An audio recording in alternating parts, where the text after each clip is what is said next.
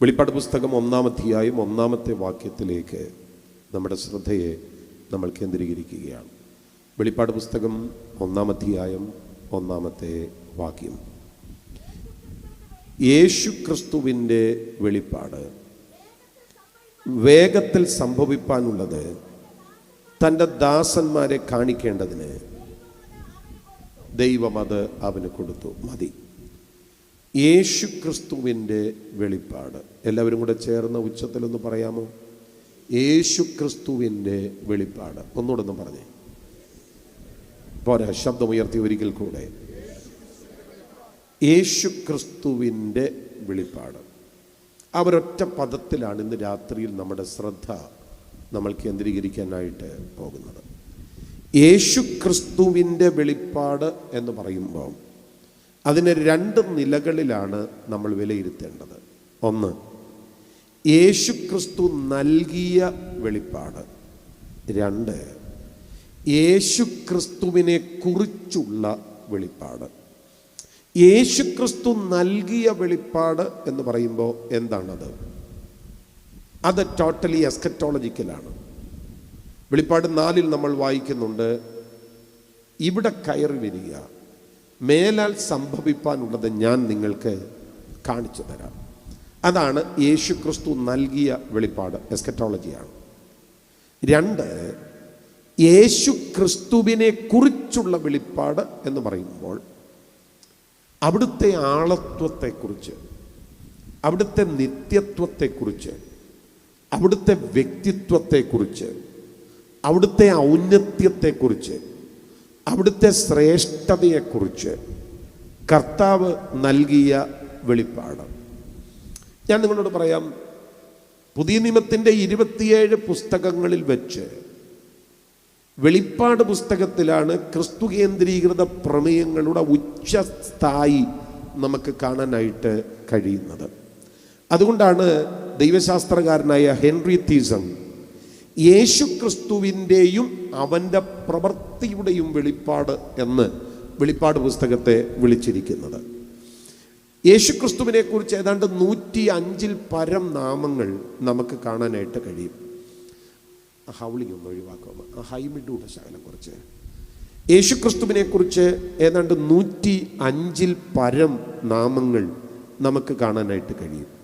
ഈ 105-ൽ പരം നാമങ്ങളിൽ ഏറ്റവും അധികം നാമങ്ങൾ നമുക്ക് കാണാൻ കഴിയുന്നത് വെളിപ്പാട് പുസ്തകത്തിലാണ്.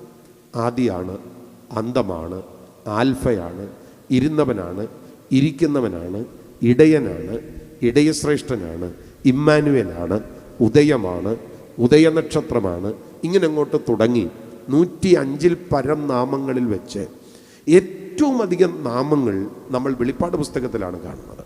ഒരു കാര്യം ഞാൻ പറയാം, ദൈവത്തിൻ്റെ വെളിപ്പാടുകളിൽ ഏറ്റവും ശ്രേഷ്ഠമായ ഒരു ഭാഗമാണ് ദൈവിക നാമങ്ങൾ എന്ന് പറയുന്നത്. അത് പഴയ നിയമത്തിലും പുതിയ നിയമത്തിലും ഒരുപോലെ നമുക്ക് കാണാനായിട്ട് കഴിയും. ദൈവിക നാമങ്ങൾ.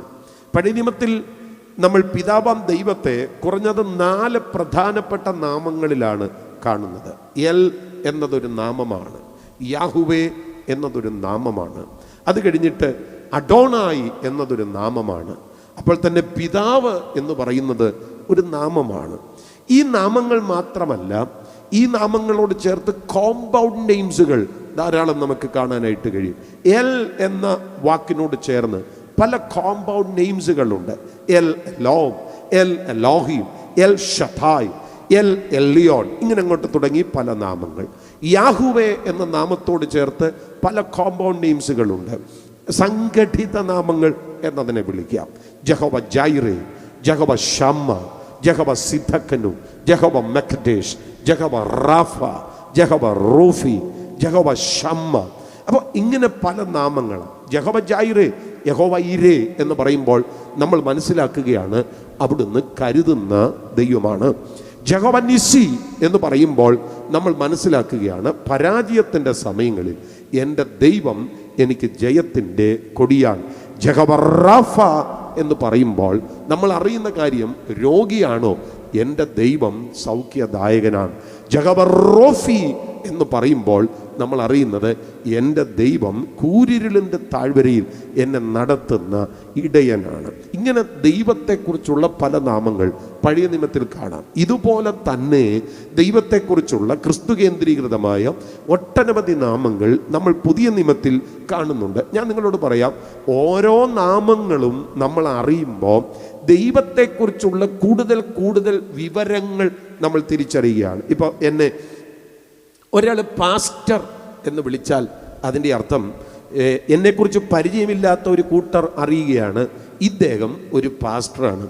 എന്നെ ഒരാൾ സർ എന്ന് വിളിച്ചാൽ എൻ്റെ ചുറ്റും നിൽക്കുന്ന എന്നെക്കുറിച്ച് ഒരു പരിചയമില്ലാത്ത ഒരാൾ തിരിച്ചറിയുകയാണ്, ഇയാൾ ഒരു അധ്യാപകനായിരിക്കാം. അപ്പോൾ ഓരോ പേരുകൾ എന്നെക്കുറിച്ച് വിളിക്കുന്നതനുസരിച്ച് ഞാൻ എന്ന വ്യക്തി കൂടുതൽ കൂടുതൽ റിവീലാകുകയാണ്. ഇതുപോലെ ദൈവത്തെക്കുറിച്ചുള്ള നാമങ്ങൾ ദൈവത്തെ കൂടുതൽ കൂടുതൽ കൂടുതൽ നമ്മുടെ മുൻപിൽ വെളിപ്പെടുത്തുകയാണ്. ഒരു കാര്യം നിങ്ങൾ അറിയണം, ദൈവം തന്നെക്കുറിച്ചുള്ള വെളിപ്പാടുകൾ പൂർണ്ണമായിട്ടല്ല നൽകിയിട്ടുള്ളത്. ദൈവം തന്നെക്കുറിച്ചുള്ള വെളിപ്പാടുകൾ എബ്രായ ലേഖനം 1:1 അത് നമ്മൾ കൃത്യമായിട്ട് കാണുന്നുണ്ട്. ഭാഗമായിട്ടും വിവിധമായിട്ടും ദൈവം നൽകുകയാണ്. അതായത് ഘട്ടം ഘട്ടമായിട്ടാണ് ദൈവം തന്നെക്കുറിച്ചുള്ള വെളിപ്പാടുകൾ പഴയ നിയമത്തിൻ്റെ കാലഘട്ടത്തിൽ നൽകിയിട്ടുള്ളത്. എന്നാൽ പുതിയ നിയമത്തിലേക്ക് വരുമ്പോൾ പഴയ നിയമത്തിലെ പോലെ ഒരു പ്രോഗ്രസീവ് റെവലേഷൻ അല്ല ദൈവം തന്നെക്കുറിച്ച് നൽകിയിട്ടുള്ളത്. അതുകൊണ്ട് പുത്രനിലൂടെ സമ്പൂർണമായ വെളിപ്പാട്, ഇനിയും വേറൊരു വെളിപ്പാട് ആരും പറയാൻ ആവശ്യമില്ലാത്ത വിധത്തിൽ പുത്രനെക്കുറിച്ച് സമ്പൂർണമായ വെളിപ്പാടാണ് നമ്മൾ വെളിപ്പാട് പുസ്തകത്തിൽ കാണുന്നത്. അതാണ് ഇവിടെ നമ്മൾ കാണുന്ന യേശു ക്രിസ്തുവിനെ കുറിച്ചുള്ള വെളിപ്പാട് എന്ന ആ തലക്കെട്ടിൽ നമുക്ക് കാണാനായിട്ട് കഴിയുന്നത്. നമ്മൾ കർത്താവായ യേശു ക്രിസ്തുവിൻ്റെ ആളത്വത്തെയും അവിടുത്തെ ആ സമ്പൂർണതയും അല്ലാതെ വേറൊന്നും ഇന്ന് രാത്രി ചിന്തിക്കുവാനായിട്ട് പോകുന്നില്ല. ഈ രാത്രി കർത്താവ് എനിക്ക് തന്ന കൃപയ്ക്കനുസരിച്ച്, കർത്താവ് എനിക്ക് തന്ന കഴിവിനനുസരിച്ച് യേശു ക്രിസ്തുവിനെ ഈ സദസ്സിൽ ഉയർത്തിക്കാട്ടുവാനാണ് ഞാൻ കർത്താവിൽ ശരണപ്പെടുന്നത്. അതിനെക്കുറിച്ച് നമുക്ക് പറയാൻ കഴിയുന്ന പേരാണ് ക്രിസ്തു പരിജ്ഞാനം, ക്രിസ്തു വിജ്ഞാനീയം എന്ന് നമുക്ക് പറയാം. ഇതിൻ്റെ ശ്രേഷ്ഠത ഭയങ്കരമാണ്. ഫിലിപ്പി ലേഖനം 3:8 വരുമ്പോൾ പൗലോസ് പറയുന്നുണ്ട്, എൻ്റെ കർത്താവായ യേശു ക്രിസ്തുവിനെ കുറിച്ചുള്ള പരിജ്ഞാനത്തിൻ്റെ ശ്രേഷ്ഠത നിമിത്തം ഞാൻ ഇപ്പോഴും എല്ലാം ഛേദമെന്നെണ്ണുന്നു. പൗലോസ് എന്ന് പറയുന്ന മനുഷ്യൻ, അദ്ദേഹത്തിന് ലാഭമായിട്ടുള്ള ഒട്ടനവധി കാര്യങ്ങൾ തൻ്റെ മുൻപിൽ ഉണ്ടായിരുന്നെങ്കിലും ക്രിസ്തുവിനെ കുറിച്ചുള്ള ആ പരിജ്ഞാനത്തിലേക്ക് എത്തിയപ്പോൾ, ക്രിസ്തു കേന്ദ്രീകൃതമായ വെളിപ്പാടിലേക്ക് എത്തിയപ്പോൾ അദ്ദേഹം പറയുകയാണ്, എനിക്ക് ലാഭമായതെല്ലാം ഞാൻ ഛേദമെന്നെണ്ണുന്നു. അപ്പോൾ ഒരാൾ ക്രിസ്തു പരിജ്ഞാനത്തിലേക്ക് എത്തിയാൽ അദ്ദേഹത്തിൻ്റെ ജീവിതം അടിമുടി ചേഞ്ച് ആകുകയാണ്. അതുമാത്രമല്ല, 2 പത്രോസ് ലേഖനം 2:20 നമ്മൾ വായിക്കുമ്പോൾ നമ്മുടെ കർത്താവിൻ്റെ രക്ഷിതവുമായ യേശു ക്രിസ്തുവിൻ്റെ പരിജ്ഞാനത്താൽ ലോകത്തിൻ്റെ മാലിന്യം വിട്ട് ഓടിയവർ അതിൽ തോറ്റുപോയാലെന്ന് നമ്മുടെ വായിക്കുന്നുണ്ട്. അപ്പം ക്രിസ്തു പരിജ്ഞാനം ഒരാളിൻ്റെ അകത്തേക്ക് ശരിയായ വിധത്തിൽ കത്തിക്കേറുമ്പോൾ ലോകത്തിൻ്റെ മാലിന്യം വിട്ട് ആ വ്യക്തി ഓടുകയാണ്. ഇതൊരു വലിയ കാര്യമാണ്. അതുമാത്രമല്ല, നമുക്ക് അല്പം കൂടെ സന്തോഷം തരുന്ന ഒരു കാര്യം ഞാൻ പറയാം. ഈ 2 പത്രോസ് ലേഖനം 1:3 ക്രിസ്തുവിനെ കുറിച്ചുള്ള പരിജ്ഞാനം തൻ്റെ ദിവ്യ ശക്തി നിമിത്തം ഭക്തിക്കും ജീവനും ആവശ്യമുള്ളതൊക്കെയും നൽകുന്നു എന്നാണ് അവിടെ വായിക്കുന്നത്. ഭക്തി എന്ന് പറയുന്നത് നമ്മുടെ ആത്മീക വിഷയമാണ്. ജീവൻ എന്ന് പറയുന്നത് നമ്മുടെ ഭൗതിക വിഷയമാണ്. നമ്മുടെ ആത്മീക വിഷയത്തിനും നമ്മുടെ ഭൗതിക വിഷയത്തിനും ആവശ്യമായിട്ടുള്ളതെല്ലാം ഈ ദൈവത്തെക്കുറിച്ചുള്ള പരിജ്ഞാനത്തിനകത്ത് നമുക്ക് ലഭ്യമാകുന്നുണ്ട്. അതുകൊണ്ട് തന്നെ ക്രിസ്തു പരിജ്ഞാനം എന്ന് പറയുന്നത് പുസ്തകത്തിൽ ഒരാൾക്ക് ലഭിക്കാൻ കഴിയുന്നതിൽ വെച്ച് ഏറ്റവും വലിയ ബൃഹത്തായ മഹത്തായ ശ്രേഷ്ഠമായ വെളിപ്പാടാണ്. മനസ്സിലാകുന്നവരുണ്ടെങ്കിൽ കരങ്ങൾ ഉയർത്തി കർത്താവിനെ ഉച്ചത്തിലൊന്ന് സ്തുതിച്ച് ആരാധിച്ചാട്ടെ. അതുകൊണ്ട് പ്രിയപ്പെട്ടവരെ, ദൈവശാസ്ത്ര വിഷയങ്ങളുടെ കൂട്ടത്തിൽ ക്രിസ്തുശാസ്ത്രം ആക്രമിക്കപ്പെട്ടതുപോലെ വേറൊന്നും ആക്രമിക്കപ്പെട്ടിട്ടില്ല. നമുക്കറിയാം, ഈ ദൈവശാസ്ത്ര വിഷയം എന്ന് പറയുന്നത് പല നിലകളിലാണ് നമുക്ക് മനസ്സിലാക്കാനായിട്ട് കഴിയുന്നത്. ബൈബിളിനെ കുറിച്ച് പഠിക്കുന്ന പഠനശാസ്ത്ര ശാഖയാണ് ബിബ്ലിയോളജി, വേദപുസ്തക ശാസ്ത്രം എന്ന് എന്ന് പറയുന്നത്. ദൈവത്തെക്കുറിച്ച് പഠിപ്പിക്കുന്ന പഠനശാസ്ത്ര ശാഖയാണ് തിയോളജി പ്രോപ്പർ, ദൈവശാസ്ത്രം എന്ന് പറയുന്നത്. അപ്പോൾ തന്നെ യേശുക്രിസ്തുവിനെ കുറിച്ച് പഠിപ്പിക്കുന്ന പഠനശാസ്ത്ര ശാഖയാണ് ക്രിസ്റ്റോളജി, ക്രിസ്തുശാസ്ത്രം എന്ന് പറയുന്നത്. പരിശുദ്ധാത്മാവിനെ കുറിച്ച് പഠിപ്പിക്കുന്ന പഠനശാസ്ത്ര ശാഖയാണ് ന്യൂമറ്റോളജി, പരിശുദ്ധാത്മശാസ്ത്രം എന്ന് പറയുന്നത്. അപ്പോൾ തന്നെ ദൂതന്മാരെ കുറിച്ച് പഠിപ്പിക്കുന്ന പഠനശാസ്ത്ര ശാഖയാണ് ഏഞ്ചലോളജി എന്ന് പറയുന്നത്. ഇനിയും അത് കഴിഞ്ഞിട്ട് മനുഷ്യനെ കുറിച്ച് പഠിപ്പിക്കുന്ന പഠനശാസ്ത്ര ശാഖയാണ് ആന്ത്രോപോളജി എന്ന് പറയുന്നത്. മനുഷ്യന് സംഭവിച്ച പാപത്തെക്കുറിച്ച് പഠിപ്പിക്കുന്ന പഠനശാസ്ത്ര ശാഖയാണ് ഹമാർഷിയോളജി അല്ലെങ്കിൽ പാപശാസ്ത്രം എന്ന് പറയുന്നത്. പാപത്തിൽ വീണുപോയ മനുഷ്യന് നൽകുന്ന രക്ഷയെക്കുറിച്ച് പഠിപ്പിക്കുന്ന പഠനശാസ്ത്ര ശാഖയാണ് സോറ്റീരിയോളജി എന്ന് പറയുന്നത്, രക്ഷാ തത്വശാസ്ത്രം. അത് കഴിയുമ്പോൾ രക്ഷിക്കപ്പെട്ട മനുഷ്യന്റെ മുൻപിൽ തുറന്നു വരുന്ന സഭയെക്കുറിച്ച് പഠിപ്പിക്കുന്ന പഠനശാസ്ത്ര ശാഖയാണ് ഇക്ലീഷിയോളജി അല്ലെങ്കിൽ സഭാശാസ്ത്രം എന്ന് പറയുന്നത്. നാം പാദം ഊന്നി നിൽക്കുന്ന ഈ പ്രപഞ്ചത്തിൻ്റെ മാനവജാതിയുടെ അവസാനത്തെക്കുറിച്ച് പഠിപ്പിക്കുന്ന പഠനമാണ് എസ്കറ്റോളജി അല്ലെങ്കിൽ ഭാവികാല ശാസ്ത്രം. ഞാൻ പറഞ്ഞത് ഇതെല്ലാം ദൈവശാസ്ത്ര വിഷയങ്ങളാണ്. ഇതിൽ ഏറ്റവും അധികം ആക്രമിക്കപ്പെട്ട ഒരു മേഖല എന്ന് പറയുന്നത് ക്രിസ്റ്റോളജിയാണ്, ക്രിസ്തുശാസ്ത്രമാണ്. എന്താണ് അതിൻ്റെ കാരണം? എൻ്റെ പ്രിയപ്പെട്ടവരെ, ക്രിസ്തുശാസ്ത്രം ആക്രമിക്കപ്പെട്ടാൽ ക്രൈസ്തവ വിശ്വാസത്തിന് തന്നെ നിലനിൽപ്പില്ല എന്നുള്ളതാണ്. ഞാനത് വെറുതെ പറയുന്നതല്ല. 1 കൊരിന്ത്യർ ലേഖനം 15-ാം അധ്യായത്തിൽ പൗലോസ് അങ്ങനെ പറഞ്ഞിട്ടുണ്ട്. യേശുക്രിസ്തു മരിച്ചവരുടെ ഇടയിൽ നിന്ന് ഉയർത്തെഴുന്നേറ്റിട്ടില്ലെങ്കിൽ ഞങ്ങളുടെ പ്രസംഗം വ്യർത്ഥം, നിങ്ങളുടെ വിശ്വാസം വ്യർത്ഥം. ഇന്ന് രാത്രി പാലുണ്ട ചർച്ചിന്റെ മുറ്റത്ത് ക്രമീകരിച്ചിരിക്കുന്ന ഈ സുവിശേഷ യോഗം, എൻ്റെ സ്നേഹിതനും ഈ സഭയും കൂടെ ചേർന്ന് ക്രമീകരിച്ചിരിക്കുന്ന ഈ സുവിശേഷ യോഗം ഈ രാത്രി അർത്ഥവത്താകുന്നതിന്റെ കാരണം എന്നാണെന്നറിയാമോ? നമ്മുടെ കർത്താവായ യേശുക്രിസ്തു കല്ലറയ്ക്കകത്ത് ഒടുങ്ങിയവനല്ല, അവൻ കല്ലറയിൽ നിന്ന് ഉയർത്തെഴുന്നേറ്റു എന്നുള്ളതാണ്. കർത്താവായ യേശുക്രിസ്തു മരിച്ചവരുടെ ഇടയിൽ നിന്ന് ഉയർത്തെഴുന്നേറ്റിട്ടില്ലെങ്കിൽ ഈ പ്രസംഗം കൊണ്ട് അർത്ഥമില്ല. അതാ പോൾ ഇവിടെ പറയുന്നത്. ക്രിസ്തുവിലാണ് പുതിയ നിയമത്തിന്റെ ഉപദേശങ്ങൾ അടിസ്ഥാനപ്പെട്ട് നിൽക്കുന്നത്. അവിടെ ക്രിസ്തുവിനെ ആക്രമിച്ചാൽ അല്ലെങ്കിൽ ക്രൈസ്തവ വിശ്വാസത്തെ ആക്രമിച്ചാൽ പിന്നെ ഇതിന് നിലനിൽപ്പില്ലാതെ വരികയാണ്. അതുകൊണ്ടാണ് എല്ലാ ദൈവശാസ്ത്ര വിഷയങ്ങളുടെയും കൂട്ടത്തിൽ വെച്ച് ക്രിസ്തുശാസ്ത്രം ഏറ്റവും അധികം ആക്രമിക്കപ്പെട്ടിട്ടുള്ളത്. അത് അക്കാലഘട്ടത്തിലും, അതായത് അപ്പോസ്തോലിക കാലഘട്ടത്തിലുമുണ്ട്, ഈ കാലഘട്ടത്തിലും അതങ്ങനെ തന്നെ തുടരുകയാണ്.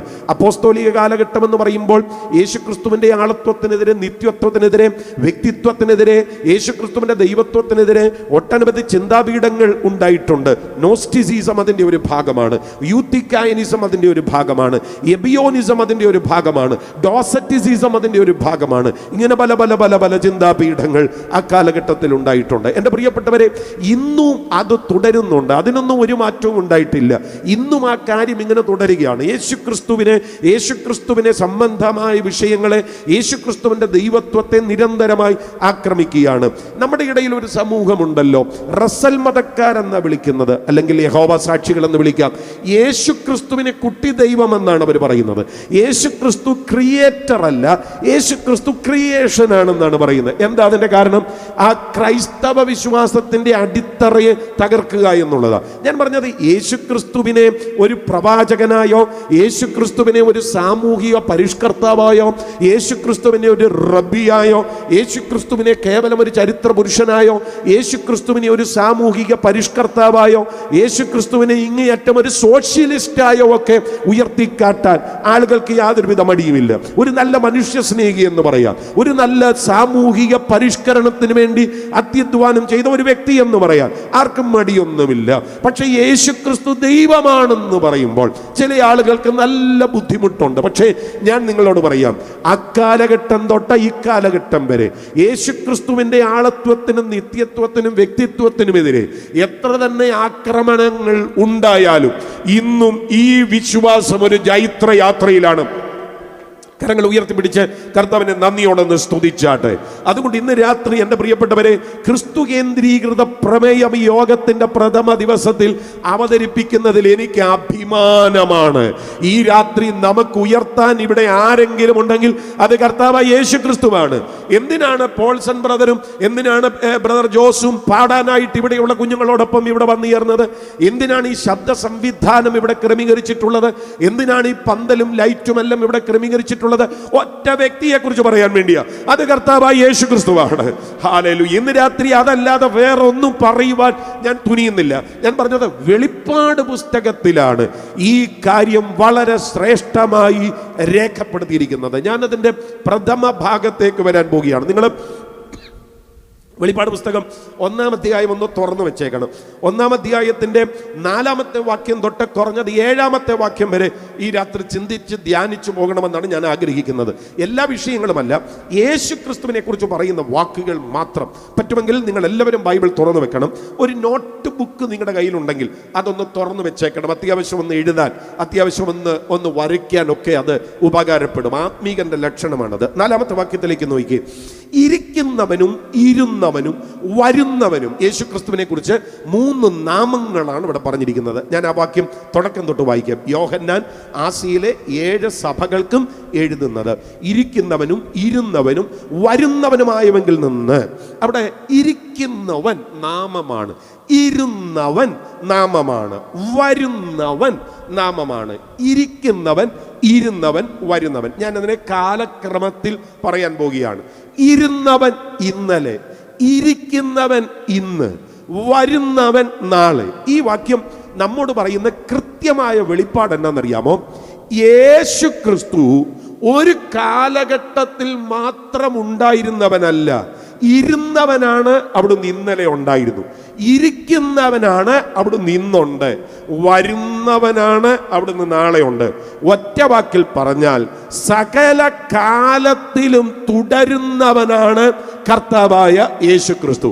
അതാ എബ്രായ ലേഖനത്തിൽ പറയുന്നത്, യേശു ക്രിസ്തു ഇന്നലെയും ഇന്നും എന്നേക്കും അനന്യൻ തന്നെ. അതിന്റെ അർത്ഥം എന്താണെന്നറിയാമോ? അവിടുന്ന് ഇന്നലെ എങ്ങനെ ആയിരുന്നുവോ അതുപോലെ അവിടുന്ന് ഇന്നായിരിക്കുന്നു.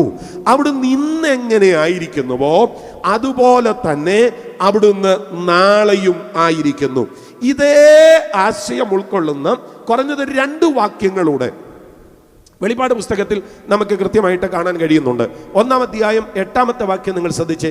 ഞാൻ അൽഫയും ഒമേഗയും ആകുന്നുവെന്ന് ഇരിക്കുന്നവനും ഇരുന്നവനും വരുന്നവനുമായി സർവശക്തിയുള്ള ദൈവമായ കർത്താവ് അരുളി ചെയ്യുന്നു. നിങ്ങളെ വാക്ക് ശ്രദ്ധിച്ചേ. ആരാ അരുളി ചെയ്യുന്നത്? സർവശക്തിയുള്ള ദൈവമായ കർത്താവ്. ഇതേ വാക്ക് തന്നെ വെളിപ്പാട് 11:17 നോക്കി. സർവശക്തിയുള്ള കർത്താവായ ദൈവമേ, ഇരിക്കുന്നവനും ഇരുന്നവനുമായുള്ളവേ. ഇവിടെയെല്ലാം നിങ്ങൾ ശ്രദ്ധിച്ച പ്രിയപ്പെട്ടവരെ, യേശു ക്രിസ്തുവിനെ എങ്ങനെയാണ് വിളിക്കുന്നത്? ഇരിക്കുന്നവനും ഇരുന്നവനും വരുന്നവനും. അവിടുന്ന് ആരാണ്? സർവശക്തിയുള്ള ദൈവമായ കർത്താവ്. അപ്പൊ യേശു ക്രിസ്തു ദൈവമാണോ എന്നാരെങ്കിലും ചോദിച്ചാൽ ആണെന്ന് ഞങ്ങൾ ഉറക്കെ പറയും. എങ്ങനെ പറയാൻ പറ്റുന്നതെന്ന് ചോദിച്ചാൽ, ഞാൻ വിശ്വസിക്കുന്ന, നാം വിശ്വസിക്കുന്ന, ഇന്ന് രാത്രി എൻ്റെ വിശ്വാസത്തിൻ്റെയും നിങ്ങളുടെ വിശ്വാസത്തിൻ്റെയും ആധാരമായ ബൈബിൾ കൃത്യമായിട്ട് പറയുന്നു, ഇന്നലെ ഇരുന്ന് ഇന്ന് ഇരിക്കുന്ന നാളെ വരുന്നവനായ സകലകാലത്തിലും നിലനിൽക്കുന്നവനായ യേശു ക്രിസ്തു സാക്ഷാൽ ദൈവമാണ്. ശബ്ദം ഉയർത്തി രാമേൻ പറഞ്ഞാട്ടെ. പോരാ, അല്പം കൂടെ ഉച്ചത്തിൽ കർത്താവിനെ ഒന്ന് സ്തുതിച്ചാട്ടെ. ഹല്ലേലൂയ, സ്തോത്രം. അവിടുന്ന് സാക്ഷാൽ ദൈവമാണ്. ആ വാക്യത്തിൽ തന്നെ ശ്രദ്ധിച്ചോ. എന്ന് സർവശക്തിയുള്ള ദൈവമായ കർത്താവ് അരുളി ചെയ്യുന്നു. എൻ്റെ പ്രിയപ്പെട്ടവരെ, യേശു ക്രിസ്തുവിൻ്റെ ദൈവത്വത്തിനെതിരെ ആരെല്ലാം ആക്രമണങ്ങൾ അഴിച്ചുവിട്ടാലും ബൈബിൾ കൃത്യമായിട്ട് സ്ഥാപിക്കുന്നു, യേശു ക്രിസ്തു സാക്ഷാൽ ദൈവമാണ്. അങ്ങനെയാണെങ്കിൽ ആരെങ്കിലും ചോദിച്ചേക്കാം, അങ്ങനെയാണെങ്കിൽ ഈ ദൈവം എന്തിനാ ജഡത്തിൽ ഇറങ്ങി വന്നത്? അതിനുത്തരമുണ്ട് കേട്ടോ, അതിനുത്തരമുണ്ട്. അത് മീഖയുടെ പ്രവചനം 5-ാം അധ്യായം 2-ാമത്തെ വാക്യമാണ്. അവിടെ എഴുതിയിരിക്കുന്നത്, നീയോ ബേത്തൽഹേം എഫ്രാത്തേ, നീ യഹൂദ സഹസ്രങ്ങളിൽ ചെറുതായിരുന്നാലും ഇസ്രയേലിന് അധിപതിയായിരിക്കേണ്ടുന്നവൻ എനിക്ക് നിന്നിൽ നിന്ന് ഉത്ഭവിച്ചു വരും. അടുത്ത വാക്ക്, അവന്റെ ഉത്ഭവം പണ്ടേ ഉള്ളതും പുരാതനമായതും തന്നെ. കർത്താവായ യേശു ക്രിസ്തു ബേത്തൽഹേം എഫ്രാത്തയിൽ ആരംഭിക്കുകയല്ലായിരുന്നു. അവിടെ ജഡധാരണം മാത്രമാണ് സംഭവിച്ചത്. മീഖ, അതായത് യേശു ജനിക്കുന്നതിന് 700 വർഷങ്ങൾക്ക് മുമ്പ് ജീവിച്ചിരുന്ന പ്രവാചകൻ പറയുകയാണ്, ബേത്തൽഹേം എഫ്രാത്തയിൽ അവിടുത്തെ ജഡധാരണം ആരംഭിക്കപ്പെടുമെങ്കിലും അവിടുത്തെ ഉത്ഭവം ബേത്ലഹേം എഫ്രാത്തയിലല്ല. അത് പണ്ടേ ഉള്ളതാണ്, അത് പുരാതനമായതാണ്. ഒരാമയും പറഞ്ഞാട്ട് അവിടുത്തെ ഉത്ഭവം പണ്ടേ ഉള്ളതാണ്, പുരാതനമായതാണ് എന്ന് പറഞ്ഞാൽ അതിന്റെ അർത്ഥം എന്നാണെന്നറിയാമോ? സങ്കീർത്തനം 90 മോശ പറയുന്നുണ്ട്, നീ അനാദിയായും ശാശ്വതമായും ഞങ്ങളുടെ ദൈവമാകുന്നു. അനാദി ശാശ്വതം എന്ന് പറയുമ്പോൾ ഫ്രം എവർലാസ്റ്റിംഗ് ടു എവർലാസ്റ്റിംഗ്, അതാണ് അതിൻ്റെ ഒരു ലൈൻ. അനാദിയായി ശാശ്വതമായി ദൈവമേ നീ ഞങ്ങളുടെ ദൈവം ആകുന്നു, സകല കാലത്തിലും നിലനിൽക്കുന്ന തുടരുന്ന ദൈവമാണ്. അതിലെ പൗലോസിന്റെ ലേഖനങ്ങൾ, അതിൽ യോഹന്നാന്റെ എഴുത്തുകൾ വളരെ പ്രാധാന്യത അർഹിക്കുന്നതാണ്. പൗലോസിന്റെ എഴുത്ത് വിശേഷിച്ച് 1 തിമോത്തിയോസിന്റെ ലേഖനം 3-ാം അധ്യായം 16-ാമത്തെ വാക്യം വായിക്കുമ്പോൾ അവിടെ പൗലോസ് പറയുന്ന ഒരു കാര്യം, അത് ദൈവഭക്തിയുടെ മർമ്മമെന്നാണ്. 16-ാമത്തെ വാക്യം അവസാനിപ്പിക്കുമ്പോൾ എന്നിങ്ങനെ ദൈവഭക്തിയുടെ മർമ്മം എന്നാണ് വിളിച്ചിരിക്കുന്നത്. ദൈവഭക്തിയുടെ മർമ്മം. ആ ദൈവഭക്തിയുടെ മർമ്മത്തിന് 6 പോയിന്റുകളുണ്ട്. 6 പോയിന്റുകൾ. 1, അവൻ ജഡത്തിൽ വെളിപ്പെട്ടു. 2, അവൻ ആത്മാവിൽ നീതീകരിക്കപ്പെട്ടു. 3, അവൻ ദൂതന്മാർക്ക് പ്രത്യക്ഷനായി. 4, അവൻ ജാതികളുടെ ഇടയിൽ പ്രസംഗിക്കപ്പെട്ടു. 5, അവൻ ലോകത്തിൽ വിശ്വസിക്കപ്പെട്ടു. 6, അവൻ തേജസ്സിൽ എടുക്കപ്പെട്ടു. ഇങ്ങനെ 6 ഭാഗങ്ങൾ ഉൾക്കൊള്ളുന്നതാണ് ദൈവഭക്തിയുടെ മർമ്മം എന്ന് പറയുന്നത്. അതിൽ 1-ാമത്തെ ഭാഗം മാത്രമാണ് ഈ വിഷയത്തോടുള്ള ബന്ധത്തിൽ പറയാൻ ഞാൻ ആഗ്രഹിക്കുന്നത്. അവൻ ജഡത്തിൽ വെളിപ്പെട്ടു. ആ വാക്ക് നിങ്ങൾ ഒന്നുകൂടെ ശ്രദ്ധിച്ചോണം. അവൻ ജഡത്തിൽ വെളിപ്പെട്ടു. അവൻ ജഡത്തിൽ വെളിപ്പെട്ടു എന്നുള്ളത് മലയാളം ബൈബിളിൽ മാത്രം എഴുതിയിരിക്കുന്ന ഒരു പ്രയോഗം കേട്ടോ. അവൻ ജഡത്തിൽ വെളിപ്പെട്ടു.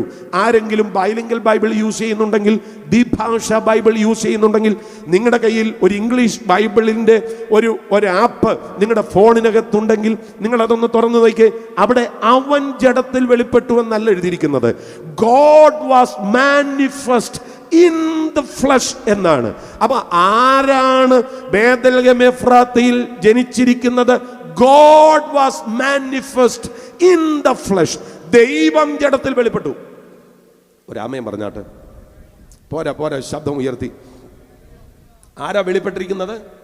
ഒന്നുകൂടെ പറ, ആരാ വെളിപ്പെട്ടിരിക്കുന്നത്? ദൈവമാ വെളിപ്പെട്ടിരിക്കുന്നത്. ഓ മൈ ഗുഡ്നസ്, ദൈവം വെളിപ്പെട്ടെന്ന്. ദൈവം വെളിപ്പെട്ടു. ബേത്ലഹേം എഫ്രാത്തയിൽ പശുത്തൊട്ടിയിൽ ശിശുവായി കിടക്കുന്നത് ദൈവം വെളിപ്പെട്ടതാണെന്ന്. ഈ KV സൈമൺ സാറിന്റെ സുന്ദരമായ ഒരു പാട്ടുണ്ട്, വളരെ പഴക്കമുള്ള ഒരു പഴയ പാട്ട്. ഒരു പക്ഷേ എല്ലാവർക്കും അങ്ങ് അറിയാനായിട്ട് ഒരു ബുദ്ധിമുട്ട് കാണും. ശ്രീ നരപതിയെ സിയോൻ മണാളനെ, നാശപാത്രമായ ലോകെ ആകമുദ്ധരിപ്പതിന് കന്യകയിൽ ജാതനായി വന്ന ശ്രീ നരപതിയെ സിയോൻ മണാളനെ. വളരെ ഗാംഭീര്യമുള്ള ഒരു പാട്ടാണ്. ശ്രീ നരപതിയെ സിയോൻ മണവാളനെ, ശ്രീ നരപതിയെ സിയോൻ മണവാളനെ, നാശപാത്രമായ ലോകമാകയുദ്ധരിപ്പതിൽ കന്യകയിൽ ജാതനായി വന്ന ശ്രീ നരപതിയെ സിയോൻ മണവാളനെ. അതിന്റെ അനുപല്ലവി വളരെ അർത്ഥവത്താണ്. ആട്ടിടയർ കൂട്ടമായി വന്ന നേരം കീറ്റുശീലയിൽ കിടന്ന യേശുദേവാ, പട്ടിനുള്ള മൂലവസ്തു സൃഷ്ടി ചെയ്ത ദൈവമേ, ഈ ക്ലിഷ്ടമാം കിടപ്പു കണ്ടു ഞാൻ നമിക്കുന്നേ സിയോൻ മണവാളനെ, ശ്രീ നരപതിയെ സിയോൻ മണവാളനെ.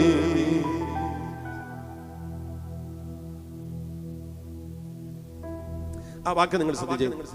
ആട്ടിടയർ കൂട്ടമായി വന്നപ്പോ കീറ്റുശീലയിൽ കിടക്കുന്നു യേശുദേവൻ. അടുത്ത വരി എന്നാന്നറിയോ?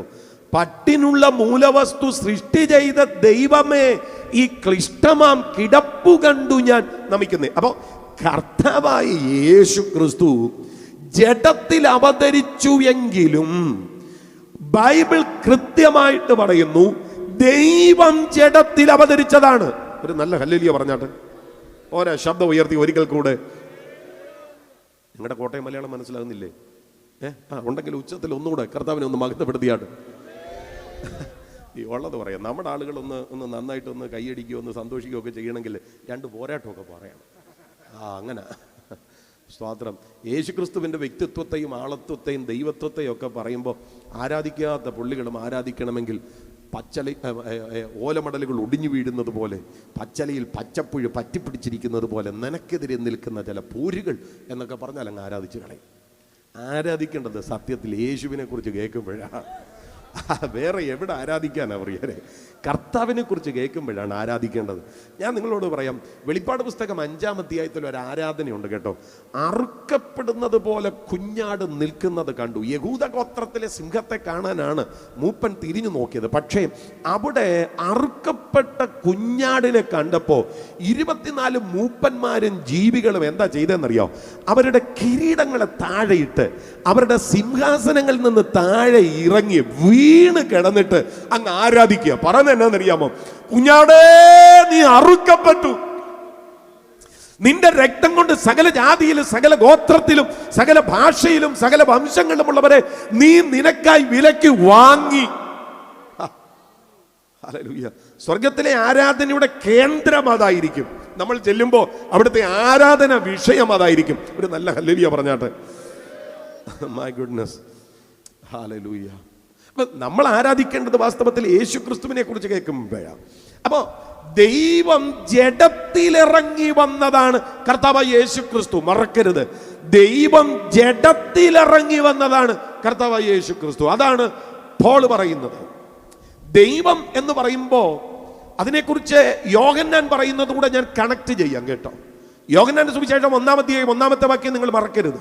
പരിചയമുള്ള വാക്യം ഒരുമിച്ചൊന്ന് പറയാം. ആദിയിൽ വചനം ഉണ്ടായിരുന്നു, വചനം ദൈവത്തോട് കൂടെയായിരുന്നു, വചനം ദൈവമായിരുന്നു. 3 കാര്യങ്ങളാണ് കിടക്കുന്ന ഒറ്റ വാക്യം മതി യേശു ക്രിസ്തുവിന്റെ ദൈവത്വം തെളിയാൻ. ആദിയിൽ വചനം ഉണ്ടായിരുന്നു. അത് വചനത്തിന്റെ നിത്യത്വമാണ്. വചനം ദൈവത്തോട് കൂടെ ആയിരുന്നു. അത് വചനത്തിന്റെ വ്യക്തിത്വമാണ്. വചനം ദൈവമായിരുന്നു. അത് വചനത്തിന്റെ ദൈവത്വമാണ്. അപ്പം നിത്യത്വമുള്ള, വ്യക്തിത്വമുള്ള, ദൈവത്വമുള്ള വചനം. ആ വചനം ജഡമായി തീർന്നു. അതാണ് കർത്താവായ യേശു ക്രിസ്തു. നിത്യത്വമുള്ള, വ്യക്തിത്വമുള്ള, ദൈവത്വമുള്ള വചനം. ആ വചനം ജഡമായതാണ് യേശു ക്രിസ്തുവെങ്കിൽ ആ യേശുവിനെ വിളിക്കാൻ ഒറ്റ പേരേ ഉള്ളൂ, സാക്ഷാൽ ദൈവം. ഹല്ലേലൂയ. ഞാൻ പറഞ്ഞത് നമ്മുടെ കർത്താവായ യേശു ക്രിസ്തു ദൈവമായിരുന്നവൻ ജഡം ധരിച്ച് ഈ മണ്ണിലേക്ക് ഇറങ്ങി വന്നത്. ഒരു നല്ല ഹല്ലേലൂയ പറഞ്ഞാട്ടോ ഒരിക്കൽ കൂടെ. ദൈവം ജഡം ധരിച്ചിറങ്ങി വന്നതാണ് യേശു ക്രിസ്തു. ഹല്ലേലൂയ. സാക്ഷാൽ ദൈവം ജഡം ധരിച്ചിറങ്ങി വന്നതാണ്. അതാ പോൾ പറയുന്നത്. ദൈവം ജഡത്തിൽ അവതരിച്ചു. ഇനി നിങ്ങൾ എന്നോടൊപ്പം വരണം. ഈ ദൈവം ആരാണ്? സൃഷ്ടിയല്ല ചിലർ പറയുന്നത് പോലെ. ഈ ദൈവം ആരാണ്? കുട്ടി ദൈവമല്ല. ഈ ദൈവം ക്രിയേറ്ററാണ്. ക്രിയേറ്ററാണ്. ക്രിയേറ്റർ എന്ന് പറയുമ്പോൾ സർവ്വതിനെയും 4 മേഖലകളായിട്ട് പോൾ തിരിച്ചിരിക്കുകയാണ്. സ്വർഗത്തിലുള്ളത്, ഭൂമിയിലുള്ളത്, ദൃശ്യമായത്, അദൃശ്യമായത്, കർത്തൃത്വങ്ങൾ, സിംഹാസനങ്ങൾ, വാഴ്ചകൾ, അധികാരങ്ങൾ, സകലതും അവൻ മുഖാന്തരവും അവനായിട്ടും സൃഷ്ടിക്കപ്പെട്ടിരിക്കുകയാണ്. സ്തോത്രം. ഇത് കൊലോസ്യ ലേഖനം 1-ാം അധ്യായത്തിന്റെ 15, 16, 17, 18 വാക്യങ്ങളിൽ പച്ചയ്ക്ക് പറയുക. ആ വാക്യം ഞാൻ ഇവിടെ ജസ്റ്റ് ഒന്ന് ഉദ്ധരിക്കാം കേട്ടോ. നിങ്ങൾ പറ്റുമെങ്കിൽ ബൈബിൾ ഒന്ന് തിരിച്ചോ. കൊലോസ്യ ലേഖനം 1-ാം അധ്യായത്തിന്റെ 15, 16, 17. സ്വർഗത്തിലുള്ളതും ഭൂമിയിലുള്ളതും ദൃശ്യമായതും അദൃശ്യമായതും, സിംഹാസനങ്ങളാകട്ടെ, കർത്തൃത്വങ്ങളാകട്ടെ, വാഴ്ചകളാകട്ടെ, അധികാരങ്ങളാകട്ടെ, സകലവും അവൻ മുഖാന്തരം സൃഷ്ടിക്കപ്പെട്ടു. അടുത്തത്, അവൻ മുഖാന്തരവും അവനായിട്ടും സൃഷ്ടിക്കപ്പെട്ടു. എന്നെ വേടാത്, എന്നെ വേടാത്, എന്നെ വേടാത്. ഒന്നുകൂടെ ഞാൻ പറയാം. സ്വർഗത്തിലുള്ളതും ഭൂമിയിലുള്ളതും 1-ാം മണ്ഡലം, ദൃശ്യമായതും അദൃശ്യമായതും 2-ാം മണ്ഡലം, സിംഹാസനങ്ങളാകട്ടെ, കർത്തൃത്വങ്ങളാകട്ടെ 3-ാം മണ്ഡലം, വാഴ്ചകളാകട്ടെ, അധികാരങ്ങളാകട്ടെ 4-ാം മണ്ഡലം, സകലവും അവൻ മുഖാന്തരമാണ് സൃഷ്ടിക്കപ്പെട്ടത്. അവിടുന്ന് ക്രിയേഷൻ അല്ല, അവിടുന്ന് ക്രിയേറ്ററായ ദൈവമാണ്. ഒന്നുകൂടെ പറഞ്ഞാൽ, ഈ കാണുന്ന മഹാപ്രപഞ്ചത്തെ പടച്ചുണ്ടാക്കിയ പെരും തച്ചനാണ് ഇന്ന് രാത്രി നമ്മൾ വിശ്വസിക്കുന്ന, ഞാൻ പ്രസംഗിക്കുന്ന കർത്താവായ യേശു ക്രിസ്തു. അവിടുന്ന് ക്രിയേറ്ററാണ്, സാക്ഷാൽ ദൈവമാണ്. ഹല്ലേലൂയ. ഈ ദൈവം എന്ന വാക്ക് ഞാൻ പറയുമ്പം യോഹന്നാന്റെയും പൗലോസിന്റെയും എഴുത്തുകളെ വീണ്ടും ഞാൻ ക്രോഡീകരിക്കാൻ പോവുകയാണ്. യോഹന്നാന്റെ എഴുത്തുകളിലും പൗലോസിന്റെ എഴുത്തുകളിലും പിതാവായ ദൈവത്തോട് തുല്യതയുള്ളവനായിട്ടാണ് യേശുക്രിസ്തുവിനെ വെളിപ്പെടുത്തിയിരിക്കുന്നത്. ആമേൻ. നിങ്ങൾ യോഹന്നാന്റെ സുവിശേഷം 5-ാം അധ്യായം 18-ാമത്തെ വാക്യം നോക്കിക്കേ. തന്നെത്താൻ ദൈവത്തോട് സമനാക്കി എന്നാണ് വായിക്കുന്നത്. തന്നെത്താൻ ദൈവത്തോട് സമനാക്കി. യോഹന്നാൻ 5:18. KJV-ക്കകത്തെ വാക്ക് പറയുന്നത് making himself equal with God. തന്നെത്താൻ ദൈവത്തോട് സമനാക്കി. യേശുക്രിസ്തുവാര് ദൈവത്തോട് സമത്വമുള്ളവനാണ്. ഒന്നുകൂടെ പറഞ്ഞാൽ കോ-ഈക്വലാണ്, കോ-ഇറ്റേണലാണ് കർത്താവായ യേശുക്രിസ്തു. പിതാവാം ദൈവത്തോട് കോ-ഈക്വലാണ്. അതാ ഇവിടെ പറയുന്നത്, making himself equal with God.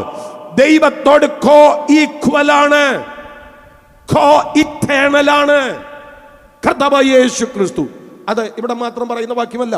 നിങ്ങൾ ഫിലിപ്പിയ ലേഖനത്തിലേക്ക് വന്നേ. ഫിലിപ്പിയ ലേഖനം 2-ാം അധ്യായത്തിന്റെ 5-ാമത്തെ വാക്യവും 6-ാമത്തെ വാക്യവും നിങ്ങളൊന്ന് ശ്രദ്ധിച്ചോ. അവിടെയും കർത്താവായ യേശുക്രിസ്തുവിനെ ആമേൻ ദൈവത്തോട് ഈക്വാലിറ്റി ഉള്ളവനായിട്ടാണ് ആമേൻ വെളിപ്പെടുത്തിയിരിക്കുന്നത്. 6-ാമത്തെ വാക്യം നോക്കിക്കോ. ആമേൻ ദൈവത്തോടുള്ള സമത്വം മുറുകെ പിടിച്ചുകൊള്ളണമെന്ന് വിചാരിക്കാതെ. ആമേൻ. അതിനെ മറ്റു ചില ട്രാൻസ്ലേഷൻ എഴുതിയിരിക്കുന്നത് ഞാൻ പറയാം. Amen. He should not try to remain equal with God. ദൈവത്തോടുള്ള സമത്വത്തിൽ മുറുകെ പിടിച്ചുകൊള്ളാൻ. അവിടെ ഈക്വൽ വിത്ത് ഗോഡ്, ആ വാക്ക് നിങ്ങൾ അണ്ടർലൈൻ ചെയ്തേക്കണം. ഈക്വൽ വിത്ത് ഗോഡ്, ദൈവത്തോടുള്ള സമത്വത്തിൽ തുടരണമെന്ന് ആമേൻ ശ്രമിക്കാതെ യേശുക്രിസ്തു ജഡം ധരിച്ച് മനുഷ്യവേഷത്തിൽ ഇറങ്ങി വന്നത്. അവിടെ ഒരു ചോദ്യമുണ്ട്. ദൈവമേ, ദൈവത്തോട് സമത്വമുള്ള തൃത്വത്തിൽ 2ാമത്തെ ആളത്വമായ യേശുവേ, അങ്ങെന്തിനാണ് ജഡം ധരിച്ചിറങ്ങി വന്നത്? അതിനൊറ്റ ഉത്തരമേ ഉള്ളൂ. സകല മാനവജാതിയും പാപമെന്ന പ്രശ്നത്തിനകത്ത് വീണുപോയപ്പോൾ അവന്റെ പ്രശ്നത്തിന് പരിഹാരമായി വേറെ ഒന്നും ഉലക ചരിത്രത്തിൽ ഇല്ലാതെ വന്നപ്പോൾ റോമാലേഖനം 3 പറയുന്നതനുസരിച്ച് അങ്ങനെ ഏതു വായും അടഞ്ഞു പോയപ്പോൾ മനുഷ്യന്റെ അർപ്പണങ്ങളും തർപ്പണങ്ങളും കർമ്മകാണ്ഡങ്ങളും യോഗങ്ങളും യാഗങ്ങളുമെല്ലാം നിരർത്ഥകതയിലേക്ക് പോയപ്പോൾ മനുഷ്യന് രക്ഷപ്പെടാൻ കഴിയാതെ വന്നപ്പോൾ, ന്യായപ്രമാണത്തിന്റെ അർപ്പണങ്ങളിലൂടെ രക്ഷപ്പെടാൻ കഴിയാതെ വന്നപ്പോൾ, അതിന്റെ യാഗയോഗ കർമ്മകാണ്ഡങ്ങൾക്ക് രക്ഷ കൊടുക്കുവാൻ കഴിയാതെ വന്നപ്പോൾ, അതിന്റെ ആരാധനക്കാരന് മനസ്സാക്ഷിയുടെ പൂർണ്ണ സമാധാനം ലഭിക്കാതെ പോയപ്പോൾ, അവന്റെ പാപത്തിന് പൂർണ്ണ പരിഹാരം ലഭിക്കാതെ പോയപ്പോൾ, ദൈവമേ ഞാനിതാ വരുന്നു, പുസ്തക ചുരുളിൽ എന്നെ കുറിച്ച് എഴുതിയിരിക്കുന്നു, നിന്റെ ഇഷ്ടം ചെയ്യാൻ ഞാൻ പ്രിയപ്പെടുന്നുവെന്ന് പറഞ്ഞ് ഈ ജഡത്തിലേക്ക് ഇറങ്ങി വന്ന് സകല മാനവജാതിയുടെ പാപം വഹിച്ചവനാണ് കർത്താവായ യേശുക്രിസ്തു. അതിനു വേണ്ടിയാണ് അവിടുന്ന് ജഡം ധരിച്ചിറങ്ങി വന്നത്. വിശ്വസിക്കുന്നവരെ കരമൊന്ന് ഉയർത്തിപ്പിടിച്ച് കർത്താവിനെ ഉച്ചത്തിൽ ഒന്ന് ആരാധിച്ചാട്ട്. ഹല്ലേലൂയ. പാലുണ്ടയുടെ ഈ വഴിത്തലയ്ക്കൽ ഞങ്ങൾക്ക് വേറൊന്നും പറയാനില്ല. കർത്താവായ യേശുക്രിസ്തുവിനെ കുറിച്ച് മാത്രമേ ഞങ്ങൾക്ക് പറയാനുള്ളൂ. ഹല്ലേലൂയ. സ്തോത്രം. യെശയ്യാ പ്രവചനം 9-ാം അധ്യായം 6-ാമത്തെ വാക്യത്തിൽ ഈ സ്തോത്രം യേശുക്രിസ്തുവിനെ കുറിച്ച് അവിടെ പറയുന്ന ഒരു വാക്കുണ്ട്. അവിടുന്ന് ദൈവമെന്ന് തന്നെ വിളിച്ചിരിക്കുന്നു. നമുക്കൊരു ശിശു ജനിച്ചിരിക്കുന്നു, നമുക്കൊരു മകൻ നൽകപ്പെട്ടിരിക്കുന്നു, ആധിപത്യം അവന്റെ തോളിലിരിക്കും, അവൻ അത്ഭുത മന്ത്രി, വീരനാം ദൈവം. നിങ്ങളുടെ വാക്ക് നന്നായിട്ട് കേട്ടോണം. അവൻ അത്ഭുത മന്ത്രി. അവൻ ആരാണ്? അവൻ വീരനായ ദൈവമാണ്. ഒന്നുകൂടെ ഞാൻ പറയാം. അവൻ അത്ഭുത മന്ത്രി, അവൻ വീരനാം ദൈവമാണ്. ആരാണ് അത്ഭുത മന്ത്രി? ആരാണ് വീരനായ ദൈവം? അത് കർത്താവായ യേശുക്രിസ്തുവാണ്. അതുകൊണ്ട് ആ സങ്കീർത്തനം 90:2 വായിക്കുന്നത്, പർവ്വതങ്ങൾ ഉണ്ടായതിനും നീ ഭൂമിയെയും ഭൂമണ്ഡലങ്ങളെ നിർമ്മിച്ചതിനു മുൻപ് അനാദിയായും ശാശ്വതമായും ഞങ്ങളുടെ ദൈവമാണ്. ഫ്രം എവർലാസ്റ്റിംഗ് ടു എവർലാസ്റ്റിംഗ് അങ്ങ് സാക്ഷാൽ ദൈവമാണ്. അപ്പൊ കർത്താവായ യേശുക്രിസ്തു സാക്ഷാൽ ദൈവമാണ്. ഒരു ഹല്ലേലൂയ പറഞ്ഞാട്ട്. വെളിപ്പാട് 1:4 അതാ പറയുന്നത്. ഇരിക്കുന്നവനും ഇരുന്നവനും വരുന്നവനും. ആമേൻ. അവിടെ ആ വിവരണം മതിയെന്ന് എനിക്ക് തോന്നുന്നു. ഞാനതിൻ്റെ രണ്ടാമത്തെ വിവരണത്തിലേക്ക് വരാൻ പോകുക. അത് 5-ാമത്തെ വാക്യമാണ്. 3 നാമങ്ങളാണ് 4-ാമത്തെ വാക്യത്തിൽ പറയുന്നത്. എല്ലാവരും കൂടെ ഒന്ന് പറഞ്ഞേ, 4-ാമത്തെ വാക്യത്തിൽ പറഞ്ഞ 3 നാമങ്ങൾ. ഇരിക്കുന്നവൻ, ഇരുന്നവൻ, ഉച്ചത്തിൽ പറഞ്ഞു. ഇന്നത് കാണാതെ പഠിച്ചിട്ട് വേണം ഇറങ്ങിപ്പോകാൻ. ഒന്നുകൂടെ പറഞ്ഞു. ഇരിക്കുന്നവൻ, ഇരുന്നവൻ, വരുന്നവനാണ്. ഇനി 4-ാമത്തെ വാക്യത്തിൽ അടുത്ത കാര്യങ്ങൾ കിടക്കുന്നത്. അവിടെ വിളിച്ചിരിക്കുന്ന പേര് കണ്ടോ? വിശ്വസ്ത സാക്ഷി. എല്ലാവരും കൂടെ പറഞ്ഞേ, ആരാണ്? ഒന്നുകൂടെ പറ. 4-ാമത്തെ നാമമാണ് വിശ്വസ്ത സാക്ഷി. ഞാൻ അടുത്ത നാമങ്ങളിലേക്ക് വരാം. എന്തുകൊണ്ടാണ് യേശുവിനെ വിശ്വസ്ത സാക്ഷി എന്ന് വിളിക്കുന്നത്? നമ്മുടെ സാക്ഷി പോലെ ഒരു സാക്ഷി അങ്ങനെ ചിന്തിക്കരുത്. വിശ്വസ്ത സാക്ഷി എന്ന് പറഞ്ഞാൽ ആരാണ് സാക്ഷി എന്ന് നിങ്ങൾ ആദ്യം അറിയണം. നേരിട്ട് അറിവ് ലഭിച്ചവനെ വിളിക്കുന്ന പേരാണ് സാക്ഷി. അതൊരു കോടതി ഭാഷയാണ്. നേരിട്ട് അറിവ് ലഭിച്ചവനാണ് സാക്ഷി. യേശുവിനെ സാക്ഷി എന്ന് പറയാനുള്ള കാരണം എന്താ? കാരണം യേശു സാക്ഷിയാണ്. യേശു സാക്ഷിയാണ് എന്ന് പറയാൻ 1, 2, 3 തെളിവുകൾ ഞാൻ നിങ്ങളുടെ മുൻപിൽ നിരത്തി വെക്കാം. യോഹന്നാൻ 18:37 നോക്കി. സത്യത്തിന് സാക്ഷി നിൽക്കേണ്ടതിന് ഞാൻ ജനിച്ചു. യേശു ക്രിസ്തു സാക്ഷിയാണ്. വെളിപ്പാട് പുസ്തകം 3:14 ശ്രദ്ധിച്ച്. വിശ്വസ്തനും സത്യവാനുമായി സാക്ഷിയായി ദൈവ സൃഷ്ടിയുടെ ആരംഭമായ ആമേൻ എന്നവൻ. അവിടെയും യേശു ക്രിസ്തുവിനെ സാക്ഷി എന്നാണ് വിളിച്ചിരിക്കുന്നത്. 2 തിമോഥെയോസ് 2:13 നോക്കി. നാം അവിശ്വസ്തരായി തീർന്നാലും അവൻ വിശ്വസ്തനായി പാർക്കുന്നു. അവിടുന്ന് സാക്ഷാൽ സാക്ഷിയാണ്. ഈ സാക്ഷി എന്ന് പറയുമ്പോൾ എൻ്റെ പ്രിയപ്പെട്ടവർ, എന്താണ് അവിടുത്തെ സാക്ഷി എന്ന് വിളിക്കാനുണ്ടായ കാരണം? യോഹന്നാൻ 1:18 പറയുക, ദൈവത്തെ ആരും ഒരു നാളും കണ്ടിട്ടില്ല. പിതാവിൻ്റെ മടിയിലിരിക്കുന്ന ഏകജാതനായ പുത്രൻ അവനെ വെളിപ്പെടുത്തി. മനസ്സിലാകുന്നുണ്ടോ? ദൈവത്തെ ആരും കണ്ടിട്ടില്ല. അപ്പൊ ആര് വെളിപ്പെടുത്തി ഈ ദൈവത്തെ? പിതാവിൻ്റെ മടിയിലിരുന്ന ഏകജാതനായ പുത്രൻ വെളിപ്പെടുത്തി. അതുകൊണ്ടാണ് യേശു ക്രിസ്തുവിനെ സാക്ഷി എന്ന് വിളിക്കുന്നത്. ഹല്ലേലൂയ. നിങ്ങൾ ഈ യോഹന്നാനിയൻ ക്രിസ്റ്റോളജിയും പൊളൈൻ ക്രിസ്റ്റോളജിയും ശരിക്കും പഠിച്ചു കഴിഞ്ഞാൽ ദൈവത്തെ കാണണോ, യേശുവിനെ നോക്കെന്നുള്ളതല്ല. അതാ കൊലോസ്യർ 2:9 പറയുന്നത്. അവനിലല്ലോ ദൈവത്തിൻ്റെ സർവ്വസമ്പൂർണതയും ദേഹരൂപമായി വസിക്കുന്നത്. അപ്പൊ ദൈവത്തെ കാണണോ? ആരെ നോക്ക്? യേശുവിനെ നോക്ക്. എബ്രായ ലേഖനം 1:1-2 നിങ്ങൾ ശ്രദ്ധിച്ചേ. തേജസ്സിന്റെ പ്രഭ, തത്വത്തിന്റെ മുദ്ര എന്ന് വിളിച്ചിരിക്കുന്നത്. തത്വത്തിന്റെ മുദ്ര എന്ന് പറഞ്ഞാൽ നമുക്ക് മനസ്സിലാകാത്ത ഒരു പദമാണ്. അങ്ങനെ നമുക്ക് മനസ്സിലാകാത്ത പല പദങ്ങളുണ്ട്. ശരിക്കും ക്ലാസിക്കൽ ലാംഗ്വേജ് ആണ് പലയിടങ്ങളിലും ഉപയോഗിച്ചിരിക്കുന്നത്. നമ്മളത് അത്ര അങ്ങോട്ട് ഉപയോഗിക്കത്തില്ലേ. ഈ നമ്മുടെ പഴയ പാട്ടുകളിൽ പോലും ക്ലാസിക്കൽ ലാംഗ്വേജ് ഉണ്ടല്ലോ. ഈ പഴയ പാട്ടുകളിലാണ് ഈ ക്ലാസിക്കൽ ലാംഗ്വേജ് ശരിക്കും കിടക്കുന്നത്. ഈ KV സൈമൺ സാറിൻ്റെയൊക്കെ പാട്ടുകളിലാണ് ഈ ക്ലാസിക്കൽ ലാംഗ്വേജ് നന്നായിട്ട് പറയുന്നത്. ഈ 1000 കോടി വാനഗോളങ്ങളെ താണ്ടി പോയിടുന്നിൻ മാർഗം ഊഹിക്കാവതോ, കാണും ഗഗനതലമതു മനുജഗണനയും അതിശയിച്ചുയരും വിധവും തവ ഭാഗ്യമഹിമേ വാഴ്ത്താനാവതോ. വല്ല മനസ്സിലായോ? ഒന്നും പിടികിട്ടില്ല. അതാ ഭാഷയുടെ സവിശേഷത. കാണും ഗഗനതലം അത് മനുജഗണനയും അതിശയിച്ചുയരും വിധവും തവ ഭാഗ്യമഹിമയെ വാഴ്ത്താനാവതോ. അങ്ങനെ മലയാള പാട്ടുകളുടെ ആ കാലഘട്ടത്തിൻ്റെ ഒരു സവിശേഷത. വിശേഷിച്ച് KV സൈമൺ സാറിൻ്റെയൊക്കെ പാട്ടുകളിലാണ് പദ്യവും ഗദ്യവും ഒക്കെ കൃത്യമായിട്ട് രേഖപ്പെടുത്തിയിട്ടുള്ളത്. അതിൽ നിന്ന് ഇന്നത്തെ നിലയിലേക്ക് വന്നു കഴിഞ്ഞപ്പോൾ പാട്ടിനൊക്കെ തന്നെ ഒരുപാട് മാറ്റം വന്നു. സംസാര ഭാഷ പാട്ടിലായി. സംസാര ഭാഷ പാട്ടിലായെന്ന് പറഞ്ഞാൽ ഈ അടുത്ത സമയത്ത് വൈറലായൊരു പാട്ടുണ്ട്. ഒത്തിരി വിമർശനങ്ങൾ പിടിച്ചു വാങ്ങിയൊരു ഒരു പാട്ടാണ്. എന്നെ പറയാ എന്നെ ഇപ്പ ചെയ്യ കൃപയെന്നല്ലാതെ എന്നാ പറയാനാന്നേ, എന്നെ പറയാ എന്നെ ഇപ്പ ചെയ്യ കൃപയെന്നല്ലാതെ എന്നാ പറയാനാന്നേ. ഇത് സത്യത്തിൽ ഹൈ റേഞ്ച് ഭാഷയാണ്. എന്നാ പറയാനാന്നേ അവിടെ പറയുന്നത്. ഹൈ റേഞ്ചിലൊക്കെ ഇരുന്ന് പാസ്റ്റേഴ്സിന് അറിയാം. അവിടെ കൂടുതൽ ഈ വാക്ക് ഉപയോഗിക്കുന്നത്. മുണ്ടക്കൻ തൊട്ട് അങ്ങോട്ട് പോയാൽ ഈ ടൈപ്പ് ലാംഗ്വേജൊക്കെ എന്നാ പറയാനാന്നേ, ഒന്നും പറയാനില്ലാന്നേ, ആ സ്റ്റൈലാണ്, ആ സംസാര ഭാഷയാണ്. ഞാൻ ആ പാട്ടിനെ വിലയിരുത്തിയപ്പോൾ അതിനകത്ത് സത്യത്തിൽ ദൈവശാസ്ത്രപരമായ ഒരു വിഷയമില്ല, ഒന്നുമില്ല, ഒന്നുമില്ല. പക്ഷേ നമ്മളതിനെ വിമർശിച്ചത് സംസാര ഭാഷയായിപ്പോയി. അതാ സ്തോത്രം. ഞാൻ ഇവിടെ വന്നപ്പോൾ, ഇവിടെ പ്രസംഗിക്കാൻ നിന്നപ്പോൾ ഓർക്കായിരുന്നു, വൈജോസ് പാസ്റ്റർ ഇരുന്നപ്പോഴേ ഹോള് പണിത് അല്ലേ? അന്ന് ഈ ഹോളിൻ്റെ ഉദ്ഘാടന സമയത്ത് ഇവിടെ ഒരു കൺവെൻഷൻ നടത്തി ഈ മുറ്റത്ത്. ഓർക്കുന്നുണ്ടോ? ഉണ്ട്. ഞങ്ങളുടെ ടീമാണ് ഇവിടെ പാടാൻ വന്നത്. അന്ന് ഞാൻ നറേഷൻ പറഞ്ഞു. അന്ന് നറേഷൻ പറഞ്ഞ ഇടത്തുനിന്ന് എനിക്കൊന്നൊരു 10-20 വർഷമായി കാണും. ആയില്ലേ? 10-20 വർഷമായി കാണും. 25 വർഷമായി, 22 വർഷമായി. അവിടുന്ന് അന്ന് നറേഷൻ പറയാൻ വന്ന ഞാൻ ഇന്നിവിടെ പ്രസംഗകനായി വന്നത് കഴിവുകൊണ്ടല്ല, കൃപ കൊണ്ടാണ്. നിങ്ങൾ മിണ്ടുന്നില്ല. അതുകൊണ്ടിപ്പം ഞാനങ്ങ് ചോദിക്കും, എന്നാ പറയാനാന്ന്, എന്നാ ഇപ്പം ചെയ്യാനാ? കൃപയെന്നല്ലാതെ. അപ്പം അതാ നമ്മളെല്ലാം വന്നത് കൃപയ്ക്കകത്ത്, അതിനകത്ത് തെറ്റൊന്നുമില്ല. പക്ഷേ ഈ സംസാര ഭാഷ അതിനകത്ത് കയറിപ്പോയി. അങ്ങനെയാണ് നമ്മുടെ ഒരു ശൈലിയുണ്ട്. നമുക്ക് ഈ ചില കട്ടിയുള്ള കാര്യങ്ങളൊക്കെ കേൾക്കണം, പാടണം, അങ്ങനെയാണ്. സംസാര ഭാഷ നമുക്ക് പറ്റത്തില്ല. നമുക്ക് വളരെ ഇൻട്രസ്റ്റ് ഉള്ളൊരു പാട്ട് വേണമെങ്കിൽ നമ്മുടെ പോൾസംബായി അത് പാടും. അമ്പയരുശലേം അമ്പരിൻ കാഴ്ചയിൽ അമ്പരെ വരുന്ന നാൾ എന്തു മനോഹരം, തന്മണവാളന് വേണ്ടി അലങ്കരിച്ചുള്ളൊരു മണവാട്ടി തന്നെ ഈ കന്യക. അമ്പയരുശലേം അമ്പരിൻ കാഴ്ചയിൽ. വല്ല മനസ്സിലായോ എന്തുവാണ്? സാധാരണക്കാരന് പിടികിട്ടത്തില്ല. അവൻ ആ കാലഘട്ടത്തിൻ്റെ പാട്ടെഴുത്തിൻ്റെ ഒരു പ്രത്യേകത. ഈ ബൈബിൾ മലയാളത്തിലേക്ക് പരിഭാഷ ചെയ്യാൻ ഈ സായിപ്പന്മാരെ സഹായിച്ച ഒരു മലയാളി ചാത്തുമേനോൻ.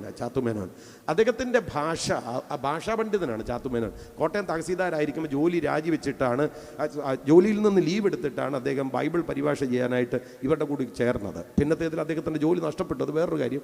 2 വർഷം കൊണ്ട് ബൈബിൾ പരിഭാഷപ്പെടുത്തി കഴിഞ്ഞപ്പോഴത്തേന് ചാത്തുമേനോൻ സ്നാനപ്പെട്ടു. അത് ബൈബിളിൻ്റെ ഒരു പ്രത്യേകതയാണ്. അതങ്ങനെ സ്തോത്രം. അപ്പം അദ്ദേഹം രേഖപ്പെടുത്തിയ ഒത്തിരി വാക്കുകളുണ്ട്.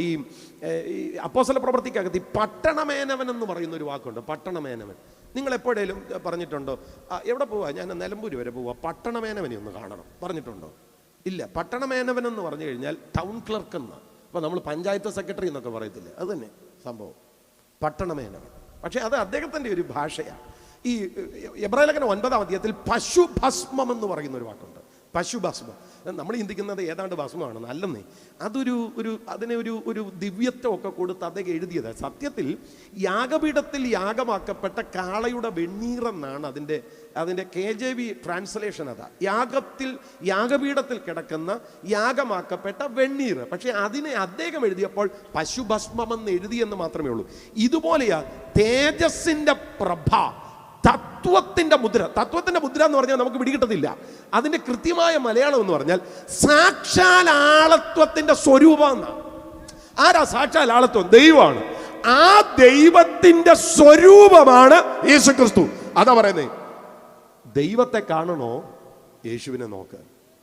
അതാ പൊളൈൻ ക്രിസ്റ്റോളജിയുടെ ഒരു പ്രത്യേകത. ദൈവത്തെ കാണണോ ക്രിസ്തുവിനെ നോക്ക്. യോഹന്നാന്റെ എഴുത്തും അത് തന്നെയാ.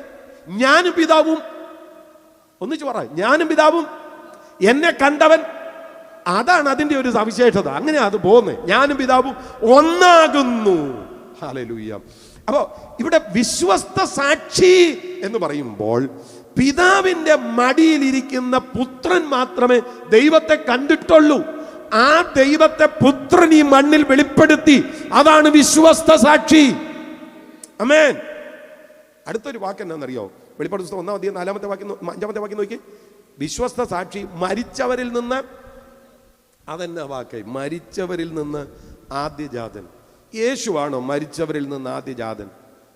മരിച്ചവരിൽ നിന്ന് ആദ്യജാതൻ യേശുവാണോ? ഒറ്റ വാക്കിൽ ചോദിച്ചാൽ അല്ല എന്ന് പറയണം. അതെന്നാ കാരണം? യേശു ഉയർക്കുന്നതിന് മുൻപ് കുറഞ്ഞത് 6 ഉയർപ്പുകളുടെ തെളിവ് പുസ്തകത്തിൽ കിടപ്പും. പഴയ നിയമത്തിൽ 3 ഉയർപ്പ്, പുതിയ നിയമത്തിൽ 3 ഉയർപ്പ്. പഴയ നിയമത്തിൽ 3 ഉയർപ്പിന്റെ റെഫറൻസ് ഞാൻ തരാം. 1 രാജാക്കന്മാരുടെ പുസ്തകം 17-ാം അധ്യായം 17-ാമത്തെ വാക്യം. വീട്ടുടമക്കാരത്തിയായ സ്ത്രീയുടെ മകൻ ദീനം പിടിച്ച് കിടപ്പിലായി, ദീനം കടുത്തിട്ട് അവനിൽ ശ്വാസമില്ലാതെ അവൻ മരിച്ചുപോയെന്ന്. അവിടെ ഏലിയാവ് പ്രാർത്ഥിച്ചു. വാക്യം 22. കുട്ടിയുടെ പ്രാണൻ അവനിൽ മടങ്ങി വന്നു. അതാണ് 1-ാമത്തെ ഉയർപ്പ് രേഖപ്പെടുത്തിയിട്ടുള്ളത്. 2-ാമത്തെ ഉയർപ്പ് 2 രാജാക്കന്മാരുടെ പുസ്തകം 4-ാം അധ്യായം 35-ാമത്തെ വാക്യത്തിലാണ്. അത് ഏലിശ ഒരു ബാലകനെ വീണ്ടും ഉയർപ്പിച്ചതാണ്. അവന് വേണ്ടി പ്രാർത്ഥിച്ചു. അവൻ 7 പ്രാവശ്യം തുമ്മി കണ്ണു തുറന്നു. 2-ാമത്തെ ഉയർപ്പ് ബൈബിളിൽ രേഖപ്പെടുത്തിയിരിക്കുന്നത്. 3-ാമത്തെ ഉയർപ്പ് 2 രാജാക്കന്മാരുടെ പുസ്തകം 13-ാം അധ്യായം 20-ാമത്തെ വാക്യമാണ്. ഏലിശ മരിച്ചു, അവനെ അടക്കം ചെയ്തു. പിറ്റേ ആണ്ടിൽ മോവാബ്യരുടെ പടക്കൂട്ടങ്ങൾ ദേശത്തെ ആക്രമിച്ചു. ചിലരൊരു മനുഷ്യനെ അടക്കം ചെയ്യുമ്പോൾ ഒരു പടക്കൂട്ടത്തെ കണ്ടിട്ട് അയാൾ യേശുവിൻ്റെ കല്ലറയിലിട്ടു. അവൻ അതിൽ വീണു. ഏലിശയുടെ അസ്ഥികളെ തൊട്ടപ്പോൾ അവൻ ജീവിച്ചു, കാലൂന്നി എഴുന്നേറ്റു. 3-ാമത്തെ ഉയർപ്പ് പഴയ നിയമത്തിലതാ. ഇനിയും അടുത്ത 3 ഉയർപ്പുകൾ പുതിയ നിയമത്തിലാണ്. ലാസർ ഉയർത്തു എന്ന് പറയുമ്പോൾ അതൊരു വലിയ കാര്യമാണ്. മരിച്ച 4 ദിവസമായി നാറ്റം വെച്ചു. 4 ദിവസം കൊണ്ട് നാറ്റം വെച്ചു. ലാസർ ഉയർത്തു എന്ന് പറയുന്നത് അതൊരു ഭയങ്കര മിറക്കിളാണ്. ഞാൻ നിങ്ങളോട് പറയാം, ഈ 4 ദിവസം കൊണ്ട് എന്ത് സംഭവിക്കുമെന്ന് ഒരു മെഡിക്കൽ സ്റ്റുഡൻറ്റിനോട് ചോദിച്ചാൽ കൃത്യമായിട്ട് അറിയാം. മെഡിക്കൽ സ്റ്റുഡൻറ്റിനോട് ചോദിച്ചാൽ, ഓട്ടോപ്സി, ഈ പോസ്റ്റ്മോർട്ടം പോലെയുള്ള കാര്യങ്ങൾ ചെയ്യുന്ന മെഡിക്കൽ സ്റ്റുഡൻറ്റോ അല്ലെങ്കിൽ മെഡിക്കൽ ഫീൽഡിൽ വർക്ക് ചെയ്യുന്ന ഒരു ഡോക്ടറോടൊക്കെ ചോദിച്ചാൽ ഈ 4 ദിവസമൊക്കെ ആകുമ്പോൾ എന്താ സംഭവിക്കുന്നത് മനസ്സിലാക്കാം. ഈ മരിച്ച് കഴിയുന്നതോടുകൂടി ശരീരത്തിൻ്റെ ഗന്ധം മാറും. അതിനെ ഈ സ്പ്രേ അടിക്കുന്നത്. നമ്മൾ ഓർക്കുന്ന അപ്പച്ചനോടുള്ള ഇഷ്ടനിമിത്തം എന്തായാലും പോവല്ലേ, എന്നാൽ പിന്നെ 2 കുപ്പി സ്പ്രേ അടിച്ചേക്കാമെന്ന് ഓർത്ത് അല്ല, അവിടെ ഇരിക്കാനാണ്. ഇടയ്ക്ക് ഗുമാന്ന് ഗന്ധം വരും. അതിനാണ് നമ്മൾ ഈ സ്പ്രേ അടിക്കുന്നത്. ഓരോരുത്തർ ഓരോ നിലയിൽ ചെയ്യുന്നു. ചിലർ തിരികൾ മറ്റും കത്തിക്കുന്നു. അങ്ങനെയുള്ള പല കാര്യങ്ങളാണ്. ശരീരത്തിൻ്റെ ഗന്ധം മാറും. ഒരു 3 ദിവസമാകുമ്പോഴേക്കും സാധാരണ ജൈവ പ്രക്രിയയിൽ അതിൻ്റെ ഇൻറ്റേർണൽ ഓർഗൻസ് എല്ലാം മെൽറ്റാകും. തലച്ചോറ്, കണ്ണ്, അങ്ങനെ അങ്ങോട്ട് തുടങ്ങി ആന്തരിക അവസ്ഥകളെല്ലാം മെൽറ്റാകും. ഇനി ഒരു 3 ആഴ്ചയാകുമ്പോഴേക്കും രോമമെല്ലാം പൊഴിഞ്ഞു പോകും, അസ്ഥിയെല്ലാം ബന്ധം വിട്ടുപോകും. അങ്ങനെയാണ് ശരീരത്തിൻ്റെ ആ ഒരു ദ്രവത്വം പോകുന്നത്.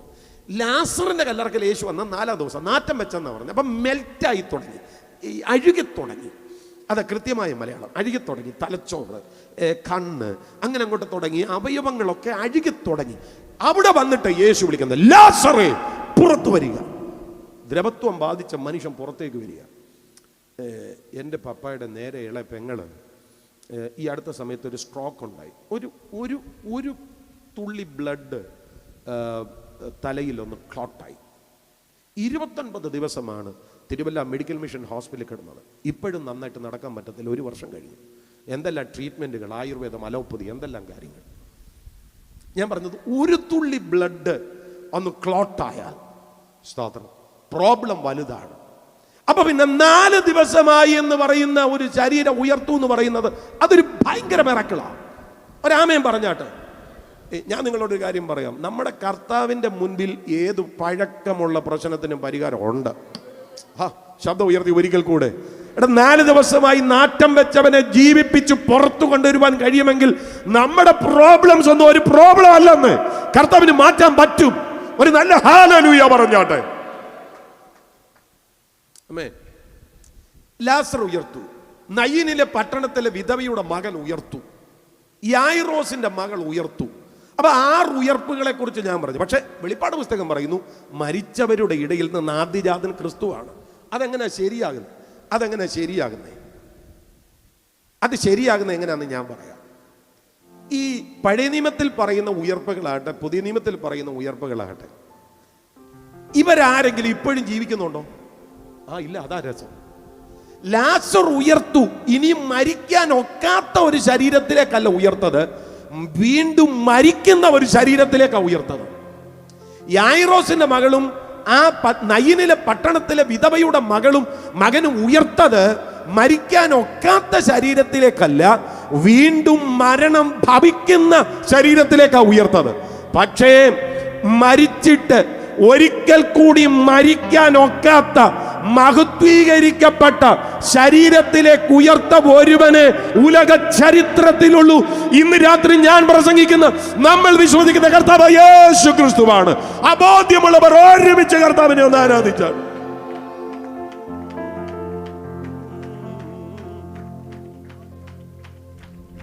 ഹല്ലേലൂയ.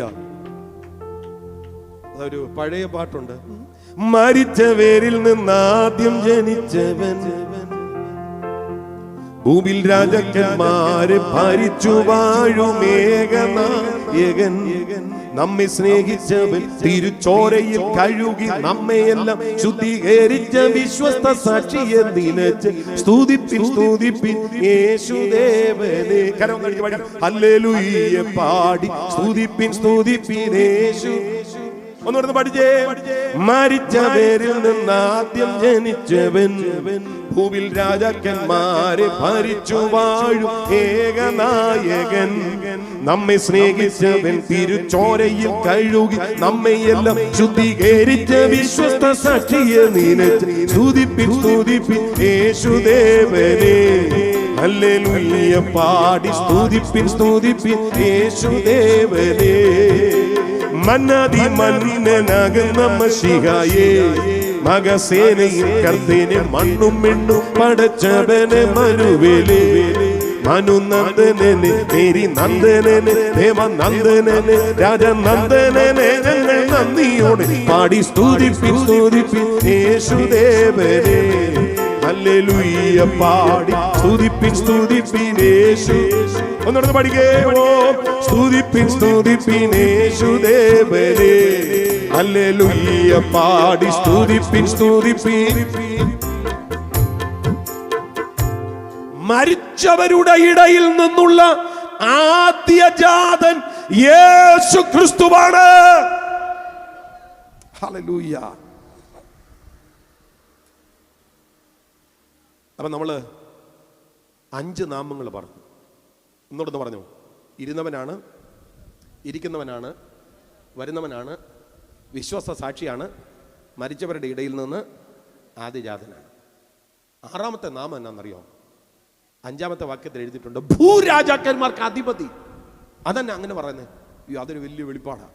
ഭൂരാജാക്കന്മാർക്ക് അധിപതി.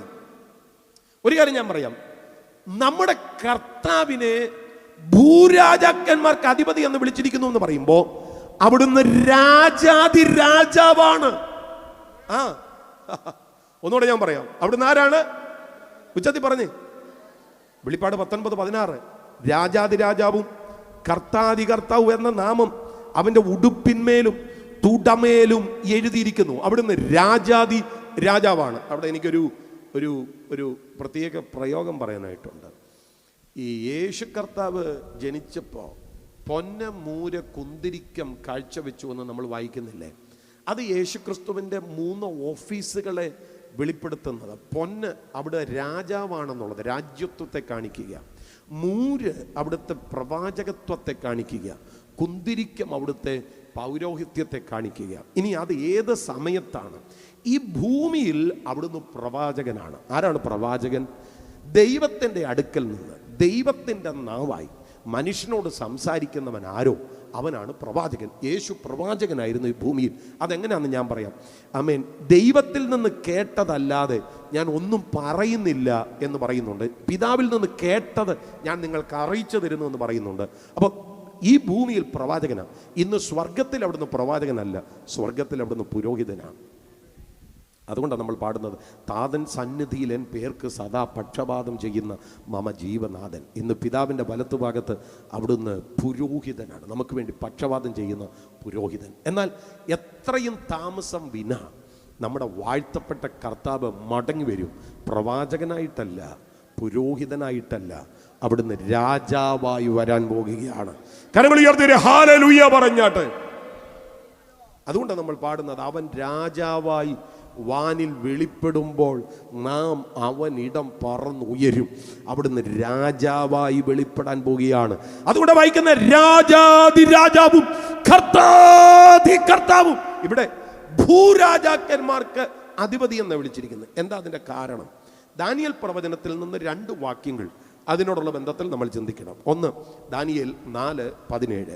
അത്യുന്നതനായവൻ മനുഷ്യരുടെ രാജ്യത്വത്തിൻ്റെ മേൽ വാഴുകയും അതിനെ തനിക്ക് ബോധിച്ചവന് കൊടുക്കുകയും മനുഷ്യരിൽ അധമനായവന് അതിന്മേൽ വാഴിക്കുകയും ചെയ്യുന്നുവെന്ന് ജീവനോടിരിക്കുന്നവർ അറിയേണ്ടതിന്. ആ വാക്ക് നിങ്ങൾ അണ്ടർലൈൻ ചെയ്തോണം. അത്യുന്നതനായവൻ മനുഷ്യരുടെ രാജ്യത്വത്തിൻ്റെ മേൽ വാഴുന്നു. അടുത്തത്, ആ രാജ്യത്വത്തെ തനിക്ക് ബോധിച്ചവർക്ക് കൊടുക്കും. മനുഷ്യരിൽ അധമനായവന് അതിനുമേൽ വാഴിക്കും. കേട്ടോ, രാജ്യത്വത്തിൻ്റെ മേൽ വാഴുകയും ബോധിച്ചവന് കൊടുക്കുകയും ചിലരെ വാഴിക്കുകയും ചെയ്യുന്നത് യേശുവായതുകൊണ്ടാണ് കർത്താവിനെ ഭൂരാജാക്കന്മാർക്ക് അധിപതി എന്ന് വിളിക്കുന്നത്. ഇത് ആവർത്തിച്ചിട്ടുണ്ട്. ദാനിയേൽ 5:21. മനുഷ്യന്റെ രാജ്യത്വത്തിൻ്റെ മേൽ അത്യുന്നതനായ ദൈവം വാഴുകയും തനിക്ക് ബോധിച്ചവനെ അതിന് നിയമിക്കുകയും ചെയ്യുന്നു എന്ന് അവൻ അറിഞ്ഞത് വരെ എന്ന് വായിക്കുന്നുണ്ട്. അതുകൊണ്ടാണ് യേശുക്രിസ്തുവിനെ ഭൂരാജാക്കന്മാർക്ക് അധിപതി എന്ന് വിളിച്ചിരിക്കുന്നത്. പിടികിട്ടുന്നുണ്ടെങ്കിൽ ഒരാമയം പറഞ്ഞാട്ടെ. ആമേൻ. ഹല്ലേലൂയ. അപ്പോൾ നമ്മൾ 6 നാമങ്ങൾ ചിന്തിച്ചു കഴിഞ്ഞു. ഒന്നിച്ചൊന്നുകൂടെ പറയാം.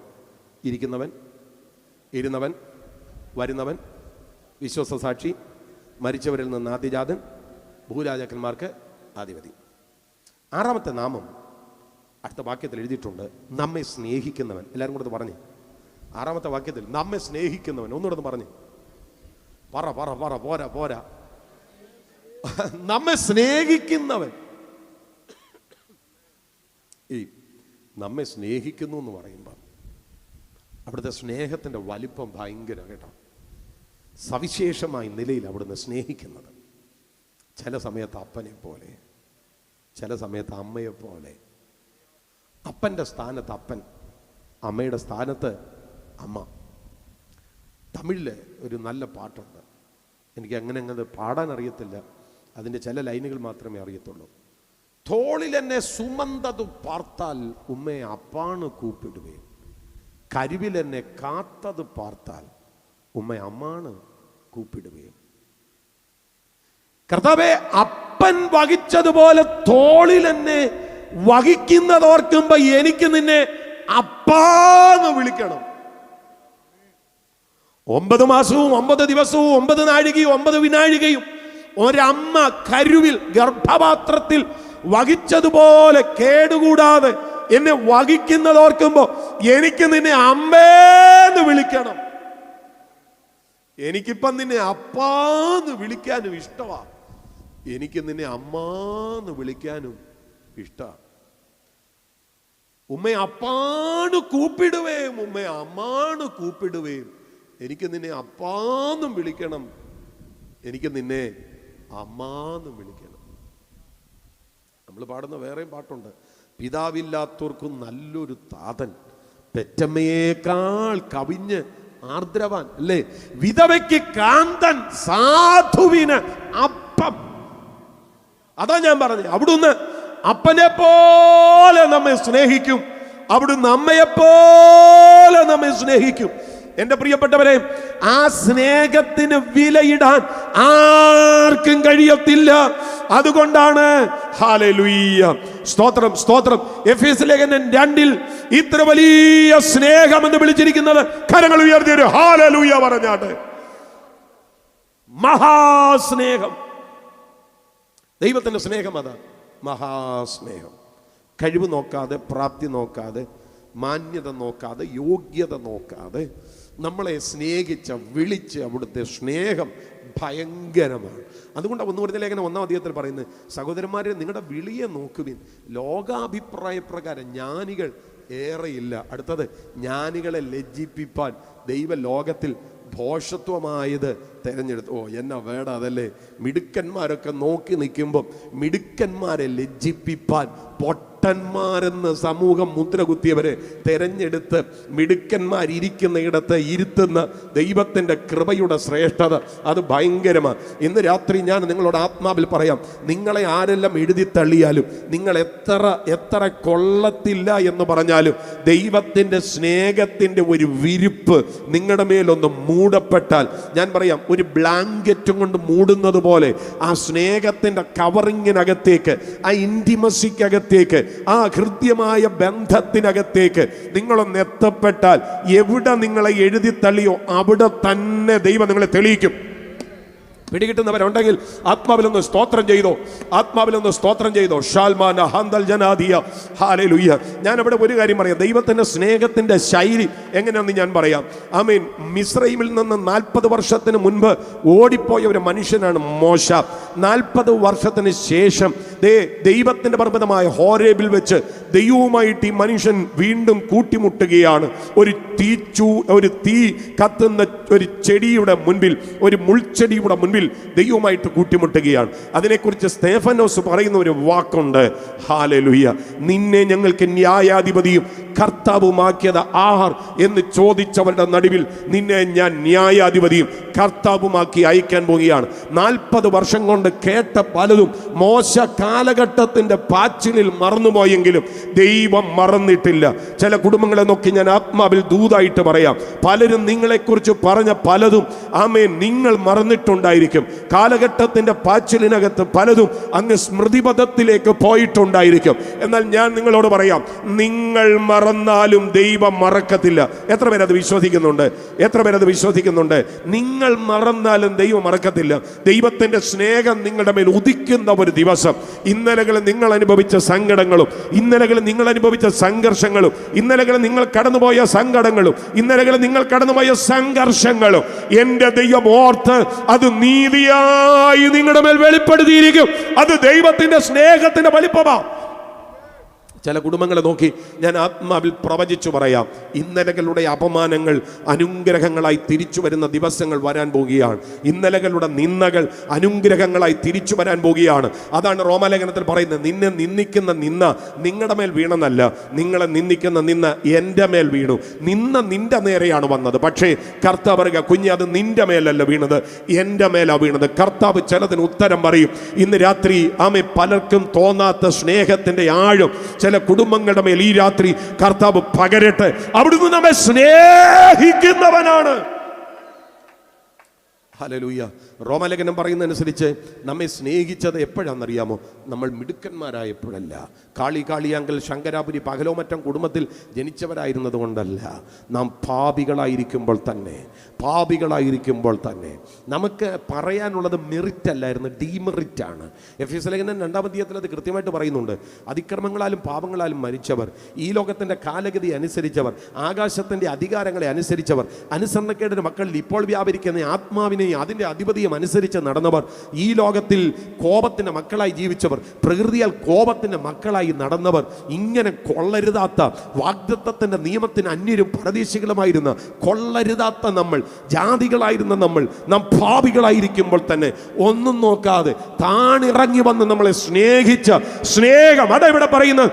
നമ്മെ സ്നേഹിക്കുന്നവൻ അറ്റുപോകാത്ത സ്നേഹം, അതത്ര ദൈവത്തിന്റെ സ്നേഹം. ഹല്ലേലൂയ. നമ്മെ സ്നേഹിക്കുന്നവൻ. ആമേൻ. അതിലെനിക്ക് അടുത്ത കാര്യം, 7-ാമത്തെ കാര്യം അല്പം ആഴമായി വിശദീകരിക്കേണ്ടത്. അവിടെ യേശുക്രിസ്തുവിനെ കുറിച്ച് പറഞ്ഞിരിക്കുന്ന കാര്യം, നമ്മുടെ പാപം പോക്കി നമ്മെ തൻ്റെ രക്തത്താൽ വിടുവിക്കുന്നവൻ. എല്ലാവരും കൂടെ പറഞ്ഞേ, നമ്മുടെ പാപം പോക്കി തൻ്റെ രക്തത്താൽ നമ്മെ വിടുവിക്കുന്നവൻ. എൻ്റെ പ്രിയപ്പെട്ടവരെ, മനുഷ്യൻ ഇന്ന് അനുഭവിക്കുന്ന സർവ പ്രശ്നത്തിനും ഒരൊറ്റ കാര്യമേ ഉള്ളൂ, ഒറ്റ കാരണമേ ഉള്ളൂ. അത് മനുഷ്യൻ ഇന്ന് കൊണ്ടു നടക്കുന്ന പാപമാണ്. ആ പാപത്തെ പോക്കാൻ കഴിയുന്ന ഒരുവനെ ഉലക ചരിത്രത്തിലുള്ളൂ, അത് കർത്താവായ യേശു ക്രിസ്തുവാണ്. എങ്ങനെയാണ് മനുഷ്യൻ്റെ പാപത്തെ കർത്താവ് പോക്കുന്നത്? ഇവിടെ വായിക്കുന്നു, നമ്മുടെ പാപം പോക്കി തൻ്റെ രക്തത്താൽ നമ്മളെ വിടുവിക്കുന്നവന്. ചില ആഴ്ചകൾക്ക് മുമ്പ് പിറവത്ത് പാസ്റ്റർ ബാബു ചെറിയാൻ്റെ സെൻറ്ററിൽ നടന്ന ഒരു കൺവെൻഷന് ഞാൻ പ്രസംഗിക്കാൻ ചെന്നപ്പം ആ യോഗത്തിൽ വേദിയിൽ വലപ്പാട് ജോസ് എന്ന് പറയുന്ന ഒരു മനുഷ്യനുണ്ടായിരുന്നു. വലപ്പാട് ജോസിനെ കുറിച്ച് ചിലർക്കെങ്കിലും അറിയാമായിരിക്കും. അറിയപ്പെടുന്ന ഒരു ഗുണ്ടയായിരുന്ന മനുഷ്യൻ വലപ്പാട് ജോസഫ്. അറിയപ്പെടുന്ന ഗുണ്ട. ആ മനുഷ്യനെ കർത്താവ് രക്ഷിച്ചെന്നേ, വലപ്പാട് ജോസിനെ. അതാ ഞാൻ പറഞ്ഞ പാപത്തെ പോക്കും എന്ന് പറയുമ്പോൾ എത്ര വലിയ പാപത്തെയും പോക്കും. അവിടെ തന്നെ അതിൻ്റെ തൊട്ടടുത്ത് നടന്ന മറ്റൊരു യോഗത്തിൽ ഞാൻ പ്രസംഗിക്കാൻ ചെന്നപ്പോൾ അവിടെ ഇസ്മയേൽ എന്ന് പറയുന്ന ഒരു മനുഷ്യൻ ആ ടെസ്റ്റ് മണി പറയാനായിട്ട് വന്നു. ഇസ്മയേൽ, നിങ്ങൾ കേൾക്കണോ? ഇസ്മയേൽ എന്ന് പറയുന്ന മനുഷ്യൻ 41 കേസുകളിൽ ശിക്ഷിക്കപ്പെട്ട് ജയിലിൽ കിടന്ന ഒരു മനുഷ്യനാണ്. 41 കേസുകളിൽ, വിയൂർ സെൻട്രൽ ജയിൽ ഉൾപ്പെടെ, പൂജപ്പുര സെൻട്രൽ ജയിൽ ഉൾപ്പെടെ 41 കേസുകളിൽ ശിക്ഷിക്കപ്പെട്ട ഒരു മനുഷ്യനാണ്. ഷാരോണിലെ പാസ്റ്റേഴ്സ് ആരെങ്കിലും ഇവിടെ ഉണ്ടെങ്കിൽ അദ്ദേഹത്തെ മനസ്സിലാകും. കോയമ്പത്തൂർ ഷാരോൺ സഭയുടെ പാസ്റ്ററാണ്. 18 വർഷമായിട്ട് ഷാരോണിലെ ശുശ്രൂഷകനാണ് ഇസ്മയേൽ എന്ന് പറയുന്ന മനുഷ്യൻ. 41 കേസിലെ പ്രതി എന്ന് മാത്രമല്ല, ശിക്ഷിക്കപ്പെട്ടു. 41 കേസിൽ ശിക്ഷിക്കപ്പെട്ടു, തടവ് ശിക്ഷ അനുഭവിച്ച മനുഷ്യനാണ് ഇസ്മയേൽ എന്ന് പറയുന്നത്. ഞാൻ പറഞ്ഞത്, ഏതു പാപിയെയും തൻ്റെ സ്നേഹത്താൽ, തൻ്റെ രക്തത്താൽ പാപം പോക്കി ശുദ്ധീകരിക്കാൻ യേശുവിന് മാത്രമേ കഴിയത്തുള്ളൂ. പാപപരിഹാരം എൻ്റെ പ്രിയപ്പെട്ടവരെ തീർത്ഥയാത്രകളിൽ നിന്നല്ല, പാപപരിഹാരം കർമ്മകാണ്ഡങ്ങളിൽ നിന്നല്ല, പാപപരിഹാരം അർപ്പണങ്ങളിലൂടെയല്ല, പാപപരിഹാരം മറ്റ് യാതൊരുവിധ കർമ്മകാണ്ഡങ്ങളിലൂടെയല്ല. പാപപരിഹാരം ഒരൊറ്റ കാര്യത്തില, കർത്താവായ യേശു ക്രിസ്തുവിലൂടെ. അതിന് ചില്ലിക്കാശ് മുടക്കണ്ട കേട്ടോ, ചില്ലിക്കാശ് മുടക്കണ്ട. യേശുവേ ഞാനൊരു പാപിയാണ് എന്ന് പറഞ്ഞാൽ മതി. ആ പാപത്തിൽ നിന്ന് കർത്താവ് നിന്നെ മോചിക്കും. അതെങ്ങനെ ഇത്ര സിമ്പിളായിട്ട് പാപത്തെ മോചിക്കാൻ പറ്റുന്നത് എന്ന് ചോദിച്ചാൽ ഞാൻ അതിന് 2-3 വാക്യങ്ങൾ തെളിവായിട്ട് പറയാം. 2 കൊരിന്ത്യർ ലേഖനം 5:21 പറയുന്നു, പാപമറിയാത്തവനെ നാം അവനിൽ ദൈവത്തിന്റെ നീതി ആകേണ്ടതിന് അവൻ നമുക്ക് വേണ്ടി പാപമാക്കി. എന്നാ വേണ്ടതല്ലേ? അവിടുന്ന് പാപമറിയാത്തവൻ, യേശു പാപമറിയാത്തവൻ. പാപമറിയാത്തവൻ എന്ന് പറയുമ്പോൾ പാപം ചെയ്തിട്ടില്ലാത്തവൻ, പാപമറിയാത്തവൻ, വിശുദ്ധൻ, പരിശുദ്ധൻ. അതുകൊണ്ട് സറാഫുകൾ ആമേൻ പരിശുദ്ധൻ പരിശുദ്ധൻ പരിശുദ്ധൻ എന്ന് ആവർത്തിച്ച് പറയുന്നത്. അവിടുന്ന് പരിശുദ്ധനാണ്, പാപം അറിയാത്തവൻ. യേശുവിനെ കാണിച്ചു കൊടുത്ത ഒറ്റുകൊടുത്ത ദ്രോഹിയായ യൂദ യേശുവിനെ കുറിച്ച് പറഞ്ഞത്, ഞാൻ കുറ്റമില്ലാത്ത രക്തത്തെ കാണിച്ചു കൊടുത്തെന്ന്. അവിടുന്ന് പാപം ചെയ്യാത്തവനാണ്. യേശുവിന്റെ കൂടെ 3.5 വർഷം നടന്ന് പത്രോസ് പറയുന്നു, അവൻ പാപമില്ലാത്തവനാണ്. പീലാത്തോസ് യേശുവിനെ ശിക്ഷ വിധിച്ച പീലാത്തോസ് പറയുന്നു, ഞാൻ ഇവനിൽ ഒരു കുറ്റവും കാണുന്നില്ല. അവൻ നീതിന്യായ വ്യവസ്ഥിതിയും അതുമാത്രമല്ല കൂടെ നടന്നവരും സ്വർഗവും ഒരുപോലെ വിളിച്ചു പറഞ്ഞു, അവൻ പാപം അറിയാത്തവനാണ്. അതാണ് ഇവിടെ വായിക്കുന്നത്, പാപം അറിയാത്തവന്. നാം അവനിൽ ദൈവത്തിന്റെ നീതിയാകേണ്ടതിന് അവൻ നമുക്ക് വേണ്ടി പാപമാക്കപ്പെട്ടു. യേശു മരിച്ചത് യേശുവിന്റെ പാപം നിമിത്തമല്ല, യേശുവിന്റെ പാപത്തിന് വേണ്ടിയല്ല. അവിടുന്ന് പാപം അറിയാത്തവനാണ്, അവിടുന്ന് പാപം ചെയ്യാത്തവനാണ്. പക്ഷേ മാനവജാതി അനുഭവിക്കുന്ന സകല ദുരന്തങ്ങളുടെ കാരണമായ പാപം പരിഹരിക്കാൻ വേറൊരു മനുഷ്യൻ ഉലക ചരിത്രത്തിൽ ഇല്ലാത്തത് കൊണ്ട് പാപം അറിയാത്തവൻ പാപമാക്കപ്പെട്ടു. അതാണ് ദൈവത്തിന്റെ നീതി എന്ന് പറയുന്നത്. ഒരു ഹല്ലേലൂയ പറഞ്ഞാട്ടെ. ഹല്ലേലൂയ. 1 പത്രോസ് ലേഖനം 2:24 നമ്മളത് വായിക്കുന്നത്, നാം പാപം സംബന്ധിച്ച് മരിച്ച് നീതിക്ക് ജീവിക്കേണ്ടതിന് അവൻ തൻ്റെ ശരീരത്തിൽ നമ്മുടെ പാപങ്ങളെ ചുമന്നുകൊണ്ട് ക്രൂശിന്മേൽ കയറി. പാപിയായ മനുഷ്യ, നിന്റെ പാപത്തെ ചുമന്നുകൊണ്ട് കർത്താവായ യേശു ക്രിസ്തു ക്രൂശിന്മേൽ കയറി കേട്ടോ. ഹല്ലേലൂയ. അതുകൊണ്ട് ഒറ്റ കാര്യം ചെയ്താൽ മതി, യേശുവിൽ വിശ്വസിച്ചാൽ മതി. കാരണം നിന്റെ പാപത്തിൻ്റെ ശിക്ഷ കർത്താവ് ചുമന്നേക്ക്. റോമർ 8:3 അത് കൃത്യമായിട്ട് പറയുന്നുണ്ട്. ജഡത്താലുള്ള ബലഹീനത നിമിത്തം ന്യായപ്രമാണത്തിന് കഴിയാത്തതിനെ സാധിപ്പിപ്പാൻ ദൈവം തൻ്റെ പുത്രനെ പാപജഡത്തിൻ്റെ സാദൃശ്യത്തിലും പാപം നിമിത്തവും അയച്ചു. പാപത്തിന് ജഡത്തിൽ ശിക്ഷ വിധിച്ചു കേട്ടോ. പാപത്തിൻ്റെ ജഡത്തിൽ ശിക്ഷ വിധിച്ചു. നമ്മുടെ പാപത്തിൻ്റെ ശിക്ഷ ഇന്നേക്ക് 2000 വർഷങ്ങൾക്ക് മുമ്പ് അങ്ങ് ഗോൽഗോഥായിൽ മലമുകളിൽ കർത്താവായ യേശു ക്രിസ്തു പാരിനും പരത്തിനും നടുവിൽ തൂങ്ങി. ആമേൻ. അത് വഹിച്ചതുകൊണ്ട് വളരെ സിമ്പിളാണ്. വിശ്വസിച്ചാൽ മതി, വിശ്വസിച്ചാൽ മതി. ഈ JJS സൗണ്ട് എന്ന് പറയുന്ന ആ സൗണ്ടിൻ്റെ സിസ്റ്റമാണ് ഇവിടെ വർക്ക് ചെയ്യുന്നത്. എൻ്റെ പ്രിയപ്പെട്ടവരെ, ഇവർ ഇന്നത്തേക്ക് മേടിച്ചതല്ല. ചില നാളുകൾക്ക് മുമ്പ് ഇവരിത് പണം മുടക്കി മേടിച്ചതാണ്. ആമേൻ. അത് ചില നാളുകൾക്ക് മുമ്പ് അവർ മേടിച്ച പലയിടങ്ങളിൽ ഉപയോഗിക്കുന്ന സാധനമാണ്. അത് ഇവിടുത്തെ യോഗത്തിന് വേണ്ടി വിളിച്ചു. ഇവിടുത്തെ യോഗത്തിന് വേണ്ടി വിളിക്കുമ്പോൾ ഞാൻ 2 സ്പീക്കർ മേടിക്കട്ടെ എന്ന് അവർ പറയത്തില്ല. കാരണം അവർ മേടിച്ച് വെച്ചേക്കുക. ഇവിടെ വിളിച്ചാൽ ഇവിടുത്തെ ഡേറ്റ് കൊടുത്താൽ സമയത്ത് അവർ ആ മേടിച്ച് വെച്ചതെല്ലാം കൂടി ഇവിടെ കൊണ്ടുവന്ന് കണക്ട് ചെയ്ത് അങ്ങ് ഓണാക്കത്തേ ഉള്ളൂ. ഞാൻ പറഞ്ഞ നേരത്തെ വില മുടക്കി വെച്ചേക്കുക. ഇനിയും ഒരാവശ്യം വന്നാൽ ഓണാക്കിയാൽ മതി. ഇതേ ക്രമത്തിൽ നമ്മുടെ പാപത്തിൻ്റെ ശിക്ഷ കർത്താവ് 2000 വർഷത്തിന് മുമ്പ് ഏറ്റെടുത്തിരിക്കുക. അത് ഒരുത്തൻ അംഗീകരിച്ചാൽ ആ ശിക്ഷ അവിടുന്ന് ഏറ്റെടുത്തിരിക്കുന്നത് കൊണ്ട് അംഗീകരിച്ചാൽ മാത്രം മതി, വിശ്വസിച്ചാൽ മാത്രം മതി. അവിടെ അവൻ്റെ പാപത്തിന് പരിഹാരമുണ്ടാകുക. അതാ വായിക്കുക, നമ്മുടെ പാപം പോക്കി തൻ്റെ രക്തത്താൽ നമ്മെ വിടുവിക്കുന്നവൻ. ഇന്ന് രാത്രി വിടുവിക്കുന്ന കർത്താവ് ഇവിടെ ഇറങ്ങി വന്നിട്ടുണ്ട്. സ്തോത്രം. അതും ചുമന്നുകൊണ്ട് ഇനിയും പോകണ്ട. ആ ശാപവും ചുമന്നുകൊണ്ട് ഇനിയും പോകണ്ട. ആ പ്രശ്നവും ചുമന്നുകൊണ്ട് ഇനിയും പോകണ്ട. വിടുവിക്കുന്നവൻ ഇവിടെ ഇറങ്ങി വന്നിട്ടുണ്ട്. അതുകൊണ്ടാണ് യേശുവിനെ പാപനാശക എന്ന് വിളിച്ചിരിക്കുന്നത്. ഇല്ലേ, നമ്മൾ പാടത്തില്ലേ, യേശു നായക പാപ ശാപനാശക. അങ്ങനെ പറയാൻ ഇവിടെ വേറെ ആരും ഇല്ലെന്ന്. പാപനാശകനായി പാപത്തെ കൈകാര്യം ചെയ്യാൻ, പാപത്തെ പരിഹരിക്കാൻ, പാപത്തിൻ്റെ ശിക്ഷയെ കഴുകിക്കളയാൻ, പാപത്തിൻ്റെ കഠോരതയെ ചുമന്നു മാറ്റാൻ കഴിയുന്ന ഒരുവനെ ഉലക ചരിത്രത്തിലുള്ളൂ. ഇന്ന് രാത്രി പാലുണ്ട സഭ ക്രമീകരിച്ചിരിക്കുന്ന യോഗത്തിന്റെ പ്രഥമ ദിവസത്തിൽ ആ പേര് ഞാൻ ഉറക്കെ വീണ്ടും വിളിച്ചു പറയുക, അത് യേശുവാണ്. ഹല്ലേലൂയ. ആ കർത്താവ് ഇവിടെ ഇറങ്ങി വന്നിട്ടുണ്ട്. ആ ദൈവ സാന്നിധ്യം ഇവിടെ വന്നിട്ടുണ്ട്. നമ്മുടെ പാപം പോക്കി തൻ്റെ രക്തത്താൽ നമ്മളെ വിടുവിക്കുന്നവൻ. അടുത്ത വാക്യം എന്നറിയാം, നമ്മെ രാജ്യവും പുരോഹിതനും ആക്കി തീർക്കുന്നവൻ. ഞാനത് വിശദീകരിക്കുന്നില്ല, അതിനുള്ള നേരം നമ്മുടെ മുൻപിലില്ല. 7ാമത്തെ വാക്യം പറഞ്ഞ് ഞാൻ അവസാനിപ്പിക്കുക. അവിടെ ഇതാ അവൻ മേഘാരൂഢനായി വരുന്നു. എല്ലാവരും കൊടുത്ത് പറഞ്ഞേ, അവന് എങ്ങനെ വരുന്നേ? ശബ്ദമുയർത്തി പറഞ്ഞാട്ട്, അവൻ മേഘാരൂഢനായി വരുന്നു. ജീസസ്. 8ാമത്തെ വാക്യത്തിൽ ഞാൻ അൽഫയും ഒമേഗയും ആകുന്നു എന്ന് പറയുന്നുണ്ട്. സകലത്തിൻ്റെയും ആദിയായവൻ, അന്തമായവൻ, അൽഫ ഒമേഗ. ഗ്രീക്ക് അക്ഷരമാലയിലെ ആദ്യത്തെ അക്ഷരവും അവസാനത്തെ അക്ഷരവുമാണ്. Alpha, beta, gamma, delta, epsilon, zeta, eta, theta, അയോട്ട, KAAPA, lambda, ഇങ്ങനെ തുടങ്ങുന്നതാണ് ഗ്രീക്ക് അക്ഷരമാല. അതിൽ ആദ്യത്തെ അക്ഷരമാണ് ആൽഫ, അതിൻ്റെ അവസാനത്തെ അക്ഷരമാണ് ഒമേഗ.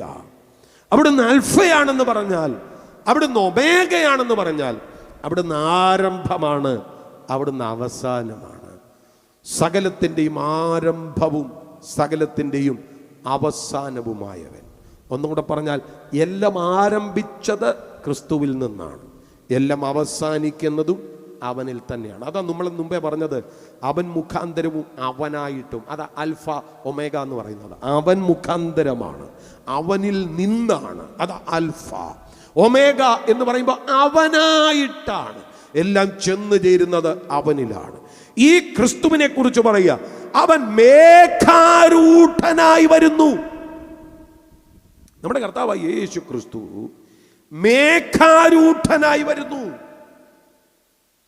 ഹല്ലേലൂയ.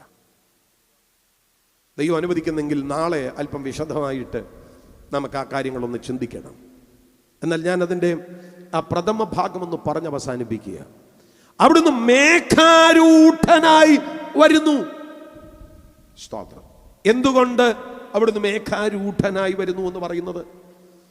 ബൈബിൾ പ്രവചനങ്ങൾ മുഴുവൻ കർത്താവായ യേശു ക്രിസ്തുവിനെ അങ്ങനെയാണ് വെളിപ്പെടുത്തിയിരിക്കുന്നത്. ദാനിയേൽ പ്രവചനം 7:13 നോക്കി, രാത്രി ദർശനങ്ങളിൽ മനുഷ്യപുത്രനോട് സദൃശ്യനായ ഒരുത്തൻ ആകാശമേഘങ്ങളോട് വരുന്നത് കണ്ടു. ആകാശമേഘങ്ങളോട് വരുന്നത് കണ്ടു. മത്തായി 24:30 നോക്കി, അപ്പോൾ മനുഷ്യപുത്രന്റെ അടയാളം ആകാശത്ത് വിളങ്ങും. അന്ന് ഭൂമിയിലെ സകല ഗോത്രങ്ങളും പ്രലപിച്ചും കൊണ്ട് മനുഷ്യപുത്രൻ ആകാശത്തിലെ മേഘങ്ങളിൽ മഹാശക്തിയോട് തേജസ്സോട് കൂടെ വരുന്നത് കാണും. അവിടുന്ന് മേഘങ്ങളിൽ വരാൻ പോവുകയാണ്. ഹല്ലേലൂയ. മത്തായി 26:64 നോക്കിക്കേ, ഇനി മനുഷ്യപുത്രൻ സർവശക്തന്റെ വലത്തുഭാഗത്തിരിക്കുന്നതും ആകാശമേഘങ്ങളെ വാഹനമാക്കി വരുന്നതും നിങ്ങൾ കാണും. മേഘങ്ങളിലാണ് അവിടുന്ന് വരാൻ പോകുന്നത്. 1 തെസ്സലോനിക്ക ലേഖനം 4:16-17 നമുക്കെല്ലാവർക്കും അറിയാവുന്ന വാക്യമാണ്. ഉച്ചത്തിലെന്ന് പറയാം. കർത്താവ് തൻ പ്രധാന ദൂതന്റെ ദൈവത്തിന്റെ കാഹളത്തോടും കൂടെ സ്വർഗത്തിൽ നിന്ന് ഇറങ്ങി വരികയും ക്രിസ്തുവിൽ മരിച്ചവർ മുൻപേ ഉയർത്തെഴുന്നേൽക്കുകയും ചെയ്യും. പിന്നെ ജീവനോട് ശേഷിക്കുന്നവരായ നാം അവരോടൊരുമിച്ച് ആകാശത്തിൽ കർത്താവിനെ എതിരേൽപ്പാൻ മേഘങ്ങളിൽ എടുക്കപ്പെടും. ആകാശത്തിലാണ് കർത്താവിനെ എതിരേൽക്കുന്നത്. പക്ഷെ നമ്മൾ എടുക്കപ്പെടുന്നത് ആകാശത്തിലെന്നല്ല, എടുക്കപ്പെടുന്നത് മേഘങ്ങളിലാണ്. ഒന്നുകൂടെ പറഞ്ഞാൽ, മേഘങ്ങളെ വാഹനമാക്കി വരുന്നവൻ ഈ ഭൂമിയിൽ നിന്ന് തന്റെ സഭയെ എടുത്തുകൊണ്ടു പോകുന്നത് മേഘങ്ങളിലായിരിക്കും. ഹല്ലേലൂയ. ഇവിടെ അടുത്തുള്ള എയർപോർട്ട് കരിപ്പൂർ എയർപോർട്ടാണ് അല്ലേ? കരിപ്പൂര്. സ്റ്റോപ്പ്. എമിറേറ്റ്സിന്റെ 380 ഫ്ലൈറ്റ്, ഡബിൾ ഡക്കർ ഫ്ലൈറ്റ്, ഏതാണ്ട് 800-ൽ പരം യാത്രക്കാരെ വഹിക്കാൻ കഴിയുന്ന, അത്ര തന്നെ യാത്രക്കാരുടെ ഭാരം വഹിക്കാൻ കഴിയുന്ന 380 ഫ്ലൈറ്റ്, 4 ഇഞ്ചിനുകളുള്ള ഫ്ലൈറ്റ്, അത് റൺവേയിൽ ഓടി കുതിച്ചുയരുന്നത് നിങ്ങൾ കണ്ടിട്ടില്ലേ? ഇതിനേക്കാൾ ശ്രേഷ്ഠമായി വിവിധ ഇടങ്ങളിൽ തനിക്ക് വേണ്ടി വിശ്വസ്തയോടെ വിശുദ്ധരായി ജീവിക്കുന്ന തൻ്റെ സഭയെ ഈ മണ്ണിൽ നിന്ന് കർത്താവ് എടുക്കാൻ പോകുകയാണ്. ഹല്ലേലൂയ. അതാ ഇവിടെ വായിക്കുന്ന തെസ്സലോനിക്ക ലേഖനത്തിൽ വായിക്കുന്നത്, മേഘങ്ങളിൽ എടുക്കപ്പെടും. ഒന്നുകൂടെ ഞാൻ പറയാം, എങ്ങനെ എടുക്കുന്നത്? മേഘങ്ങളിൽ എടുക്കപ്പെടും. അതിനായി പകരപ്പെടുന്ന ശക്തിയെക്കുറിച്ച് ഫിലിപ്പ് ലേഖനം 3:21 പറയുന്നുണ്ട്. അവൻ സകലതും തനിക്ക് കീഴ്പ്പെടുത്തുവാൻ കഴിയുന്ന തൻ്റെ വ്യാപാര ശക്തി കൊണ്ട്. ഇവിടെ താഴെ ഒരു ജനറേറ്റർ വർക്കാവുന്നുണ്ട് കേട്ടോ. സ്തോത്രം. ഞാൻ ചിന്തിക്കുന്ന ഒരു പക്ഷേ ഒരു 25 kVA ആയിരിക്കും അത്. ആമേൻ. അതുകൊണ്ട് ഈ സൗണ്ടും ലൈറ്റും എല്ലാം ഭംഗിയായിട്ട് വർക്കാകുന്നത്. ഹല്ലേലൂയ. എൻ്റെ പ്രിയപ്പെട്ടവരെ, ആമേൻ, അതിന് ആ പവറിന് ലിമിറ്റേഷൻ ഉണ്ട്. 25,000 വോൾട്ടിന്റെ ജനറേറ്ററാണ് അതെങ്കിൽ അതിന് തത്തുല്യമായ സംവിധാനങ്ങളെ അതിൽ കണക്ട് ചെയ്യാൻ പറ്റത്തുള്ളൂ. അല്ലെങ്കിൽ ഈ ലൈറ്റ് അല്ല ഇങ്ങനെ നിന്ന് ബ്ലിങ്ക് ചെയ്തു തുടങ്ങും. വോൾട്ടേജ് വോയിസിന്റെ കട്ടി കൂടുന്നതനുസരിച്ച് ഇതെല്ലാം ഇങ്ങനെ വൈബ്രേറ്റ് ചെയ്യും. ഹല്ലേലൂയ. അതിൻ്റെ പവർ ലിമിറ്റഡ് ആണ്. പക്ഷേ നമ്മെ എടുക്കുന്ന ശക്തി ലിമിറ്റഡ് അല്ല. സകലത്തെയും കീഴ്പ്പെടുത്തുവാൻ കഴിയുന്ന ശക്തി. എല്ലാവരും കൂടെ ഒന്ന് പറഞ്ഞേ, സകലത്തെയും കീഴ്പ്പെടുത്തുവാൻ കഴിയുന്ന ശക്തി. ഉച്ചത്തിൽ ഒന്നുകൂടെ പറഞ്ഞേ, ആ ശക്തിയുടെ പേരെന്നാ? സകലത്തെയും കീഴ്പ്പെടുത്തുവാൻ കഴിയുന്ന, ഒന്നുകൂടെ പറ, സകലത്തെയും കീഴ്പ്പെടുത്തുവാൻ കഴിയുന്ന ശക്തി. ഈ ശക്തി കൊണ്ട്, സകലത്തെയും കീഴ്പ്പെടുത്തുവാൻ കഴിയുന്ന ഈ ശക്തി കൊണ്ട് ആമേൻ മേഘങ്ങളിൽ നമ്മെ എടുക്കുകയാണ്. അത് ആത്മാവിലൊന്ന് കാണാൻ പറ്റുന്ന എത്ര പ്രിയപ്പെട്ടവരുണ്ട്? മേഘങ്ങളിൽ നാം എടുക്കപ്പെടും. കെ.വി. സൈമൺ സാറിൻ്റെ പാട്ടിൽ അങ്ങനെ ഊഹിക്കാമോ എന്ന് ചോദിച്ചിട്ടുണ്ട്. 1000 കോടി വാനഗോളങ്ങളെ താണ്ടി പോയിടുന്നിൻ മാർഗം ഊഹിക്കാവതോ? അങ്ങനെ ഒന്ന് സങ്കല്പത്തിൽ കാണാമോ എന്നാ ചോദിച്ചേക്കുന്നത്. നിങ്ങൾക്ക് അതൊന്ന് സ്വപ്നത്തിൽ കാണാമോ ഇവിടുന്ന് പറക്കുന്നത്? ഓ ഹല്ലേലൂയ. വില കൊടുത്ത് നിൽക്കുന്നവരോട് ഞാൻ പറയാം, ഈ മണ്ണിൽ നിന്ന് നമ്മൾ പറക്കുന്ന ഒരു ദിവസമുണ്ട് കേട്ടോ. വിശ്വസിക്കുന്നവരുണ്ടെങ്കിൽ ആത്മാവിൽ കർത്താവിനെ ഒന്ന് സ്തുതിച്ചാട്ടെ. നമ്മൾ ഈ മണ്ണിൽ നിന്ന് പറക്കും കേട്ടോ. വിശ്വസ്തയോടെ നിന്നോണം, വിശ്വസ്തയോടെ നിന്നോണം. പാപത്തോട് കോംപ്രമൈസ് ഇല്ലാതെ, ലോകത്തോട് കോംപ്രമൈസ് ഇല്ലാതെ നിന്നോണം. ഇവിടെ നിന്ന് നമ്മൾ പറക്കും. ഓ ഹല്ലേലൂയ. Glory to God. ഞങ്ങളുടെ സെൻട്രൽ പാസ്റ്ററാണ് വി.പി. Thomas pastor. ഇവിടുത്തെ സെൻട്രൽ പാസ്റ്ററാണ് ആമേൻ കർത്താവിൻ്റെ ദാസൻ. Hallelujah. Amen. Biju Cheriyan pastor പോയി. ആമേൻ. ഞാൻ പറഞ്ഞത് എൻ്റെ പ്രിയപ്പെട്ടവരെ, ഇവിടെ നേരത്തെ പുന്നൂസ് പാസ്റ്ററൊക്കെ സെൻട്രൽ പാസ്റ്ററായും കൗൺസിൽ മെമ്പറായി. ഞാൻ പറയും, നമ്മുടെ സെൻട്രൽ പാസ്റ്റർമാരടക്കുന്നത് കൊണ്ടല്ല നമ്മളാരും ഉയർക്കാൻ പോകുന്നത്, വിശുദ്ധരായി മരിക്കുന്നത് കൊണ്ടാണ് ഉയർക്കാൻ പോകുന്നത്. ഈ അടക്കാൻ നേരത്ത് പറയുന്ന ചില വാക്കുകൾ നിങ്ങൾ കേട്ടിട്ടില്ലേ? കർത്താവ് തൻ ഗംഭീരനാദത്തോടും പ്രധാന ദൂതന്റെ ശബ്ദത്തോടും ദൈവത്തിന്റെ കാഹളത്തോടും കൂടെ സ്വർഗത്തിൽ നിന്ന് ഇറങ്ങി വരുമ്പോൾ ക്രിസ്തുവിൽ മരിച്ചവർ മുൻപേ ഉയർത്തെഴുന്നേൽക്കുമെന്ന് എഴുതിയിരിക്കുന്നത് പോലെ ക്രിസ്തുവിൽ മരിച്ച സകല വിശുദ്ധന്മാരും ഉയർത്തെഴുന്നേൽക്കും കൂട്ടത്തിൽ ഈ ശരീരവും ഉയർത്തെഴുന്നേൽക്കുമെന്ന് പ്രത്യാശയോടെ പൊടിവണ്ടായിരുന്നത് പോലെ മണ്ണോട് മണ്ണ് ചേരേണ്ടതിന് ഞാൻ നിന്നെ പിതാവിൻ്റെയും പുത്രൻ്റെയും പരിശുദ്ധാത്മാവിൻ്റെ നാമത്തിൽ പൂഴിക്കെ ഏൽപ്പിക്കുന്നു. പോയി വിശ്രമിച്ചു കൊള്ളുക, നിന്റെ ഓഹരി പ്രാപിപ്പാൻ എഴുന്നേറ്റ് വരിക. അതങ്ങോട്ട് പാടി തീരുകയും പറഞ്ഞു തീരുകയും അടുത്തൊരു പാട്ടൂടെ പേർ വിളിക്കുന്ന നേരം കാണും എൻ പേരും. ഇങ്ങനെ പറഞ്ഞ് പെട്ടി അടച്ച് സെല്ലാറി വെക്കുന്നത് കൊണ്ടല്ല നമ്മൾ ഉയർക്കാൻ പോകുന്നത്, വിശുദ്ധരായി ജീവിച്ചു മരിക്കുന്നത് കൊണ്ടാണ്. അങ്ങനെയുള്ളവരുണ്ടല്ലോ മേഘങ്ങളിൽ എടുക്കപ്പെടും. ശരീരം കല്ലറയിൽ ദ്രവത്വത്തിലേക്ക് പോകും. പക്ഷെ അതിനപ്പുറത്ത് നാം മേഘങ്ങളിൽ കാഹളം ധ്വനിക്കുമ്പോൾ ഉയർക്കും. ഉച്ചത്തിലൊരു ഹല്ലേലൂയ പറഞ്ഞാട്ടെ. അതിനായി നമ്മുടെ കർത്താവ് മേഘാരൂഢനായി വരാൻ പോവുകയാണ്. ഞാൻ എൻ്റെ വാക്കുകളെ അവസാനിപ്പിക്കുക. ഇന്ന് രാത്രി ഈ കർത്താവിൻ്റെ മുൻപാകെ ഒന്ന് വീണു വന്നിക്കാൻ, ഈ കർത്താവിൻ്റെ മുൻപിൽ ജീവിതത്തെ ഒരിക്കൽ കൂടി ഒന്ന് സമർപ്പിക്കാൻ, ഈ കർത്താവിൻ്റെ മുൻപിൽ സർവസ്വവുമായി ഒന്ന് വീഴാൻ ഇന്ന് രാത്രി എത്ര പ്രിയപ്പെട്ടവർക്ക് കഴിയും? ഹല്ലേലൂയ. എത്ര പ്രിയപ്പെട്ടവർ പ്രാർത്ഥിക്കും, കർത്താവേ ഞങ്ങളെ സഹായിക്കണമേ. എത്ര പ്രിയപ്പെട്ടവർ പ്രാർത്ഥിക്കും, കർത്താവേ ഈ ഒരു പരിജ്ഞാനത്തിനകത്ത്, ക്രിസ്തു വിജ്ഞാനീയത്തിൻ്റെ അകത്ത്, ദൈവത്തെക്കുറിച്ചുള്ള പരിജ്ഞാനത്തിൻ്റെ ശ്രേഷ്ഠതയ്ക്കകത്ത് എന്നെ ഒന്ന് നിർത്തണമേ. എത്ര പേർക്ക് പ്രാർത്ഥിക്കാനായിട്ട് പറ്റും? പ്രാർത്ഥിക്കാൻ പറ്റുന്നവരൊക്കെ ദയവായി കണ്ണുകളെല്ലാം ഒന്ന് അടച്ചാട്ട്, എല്ലാ അധരങ്ങളും കർത്താവിന് മുൻപാകെ തുറന്നാട്ട്. Thank you Jesus, hallelujah. അങ്ങനെ പ്രാർത്ഥിക്കുന്ന പ്രിയപ്പെട്ടവരൊക്കെ ദയവായി ദൈവസന്നിധിയിൽ എഴുന്നേറ്റ് നിന്നാട്ട്, ദൈവസന്നിധിയിൽ എഴുന്നേറ്റ് നിന്നാട്ട്. റഗബനഹദനഗഡഗജന റാംശൽ പ്രഭൗഷിയ റഗതമനഗഡഗദന രാധാഭാഷകൽഖമനഗഡഗദന. പ്രഥമഘട്ടത്തിൽ ആത്മാവിലൊന്ന് പ്രാർത്ഥിച്ചേ, കർത്താവേ ക്രിസ്തു പരിജ്ഞാനത്താൽ അങ്ങനെ നിറയ്ക്കണമേ. മൗനമാകാതെ ഒന്ന് പ്രാർത്ഥിച്ചേ. ഈ യോഗത്തിൻ്റെ ഏറ്റവും പ്രധാനപ്പെട്ട സമയത്തിലേക്ക് നമ്മൾ വരികയാണ്. ഈ സമയത്ത് ദയവായി ആരും ഈ പന്തൽ വിട്ട് പുറത്തു പോകരുത്. ആമേൻ. ഇത് ഈ ആത്മീക കൂട്ടത്തിൻ്റെ ഏറ്റവും ശ്രേഷ്ഠമായ സമയമാണ്. ദയവായി എല്ലാ കണ്ണുകളും ഒന്ന് അടച്ചാട്ടെ, എല്ലാ അധരങ്ങളും ഒന്ന് തുറന്നാട്ടെ. Hallelujah ഹോസന, hallelujah hosanna. ഒരുമിച്ച് പാടാം. Hallelujah hosanna, hallelujah hosanna. ഉച്ചത്തിൽ നിന്ന് പാടിക്കുക എല്ലാവരും കൂടെ ചേർന്ന്. ഹല്ലേലൂയ ഹോസന്ന പാടിക്കുക. ഹല്ലേലൂയ ഹോസന്ന പാടുക. Oh hallelujah hosanna, hallelujah hosanna. ആത്മാവിൽ ഒരുമിച്ച് പാടിക്കേ. Hallelujah hallelujah hosanna. അഭിഷേകത്തിൽ പാടിക്കേ. Hallelujah hosanna.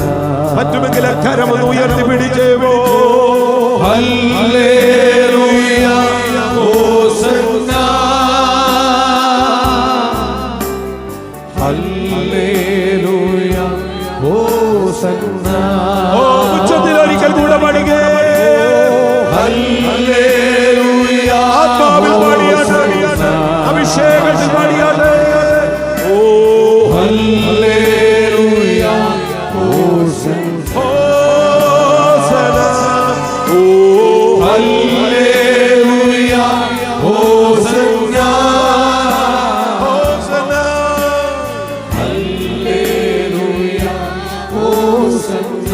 ആത്മാവിൽ ഒരിക്കൽ കൂടെ പാടുകേ. ഓ ഹല്ലേലൂയ ഹോസന്ന, ഹല്ലേലൂയ ഹോസന്ന, ഹോസന്ന. ഓ ഹല്ലേലൂയ ഹോസന്ന,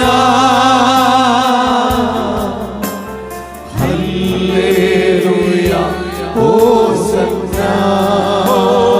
ആരാധന, ആരാധന, ആരാധന,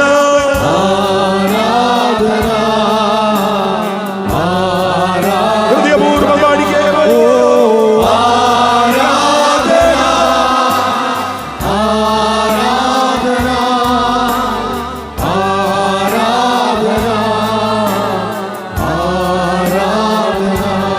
എല്ലാ മുട്ടും മടങ്ങും, എല്ലാ നാവും പാടിടും യേശുവാ. ഉച്ചത്തിലൊന്ന് പാടിക്കേ, ഉച്ചത്തിലൊന്ന് പാടിക്കേ. എല്ലാ മുട്ടും മടങ്ങും, എല്ലാ മുട്ടും മടങ്ങും, എല്ലാ നാവും പാടി യേശുവാ, യേശുവാ. കർത്താവ് ഒരിക്കൽ കൂടെ ശബ്ദമുയർത്തി സമപരിമിച്ച് എല്ലാ മുട്ടും എല്ലാ നാവും പാടി. ഓ യേശുവാ. ഒരിക്കൽ കൂടെ ഒരു പാടിക്ക്. എല്ലാ മുട്ടും മടങ്ങും, എല്ലാ മുട്ടും എല്ലാ നാവും പാടി. ഓ യേശുവാ. കണ്ണുനീരോട് ഒരിക്കൽ കൂടെ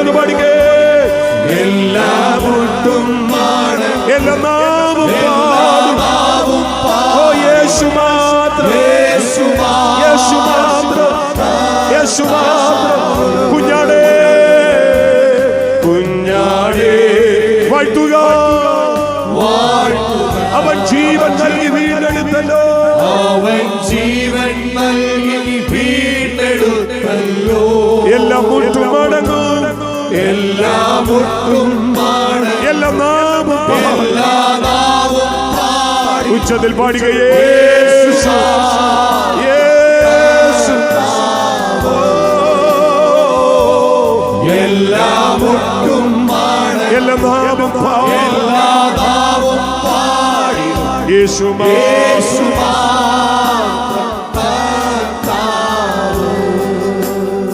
ഇന്ന് രാത്രി ആ യേശുവിനെ ബർത്തിമായി വിളിച്ചതുപോലെ ഉച്ചത്തിലൊന്ന് വിളിച്ചു തുടങ്ങിക്കേ.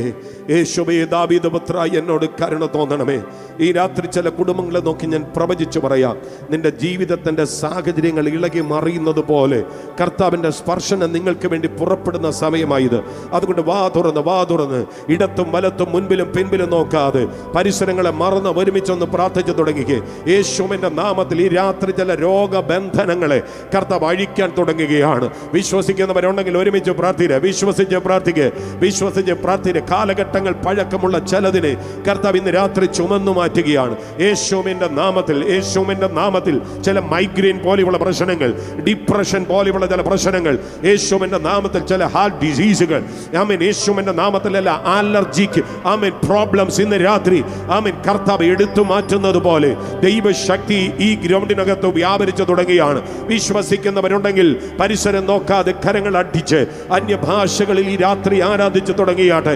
യേശുവിന്റെ നാമത്തിൽ ഈ പന്തലിന്റെ ഒരറ്റം മുതൽ മറ്റേ അറ്റം വരെ രോഗസൗഖ്യത്തിന്റെ ശക്തി ഇന്ന് രാത്രി ഇറങ്ങി വരട്ടെ. ജനത്തിനെതിരെ ഉയരുന്ന വെല്ലുവിളികൾ, ജനത്തിനെതിരെ ഉയർന്നു നിൽക്കുന്ന സ്വാധീന ശക്തികൾ ഇന്ന് രാത്രി യേശുവിന്റെ നാമത്തിൽ അഴിഞ്ഞു മാറട്ടെ.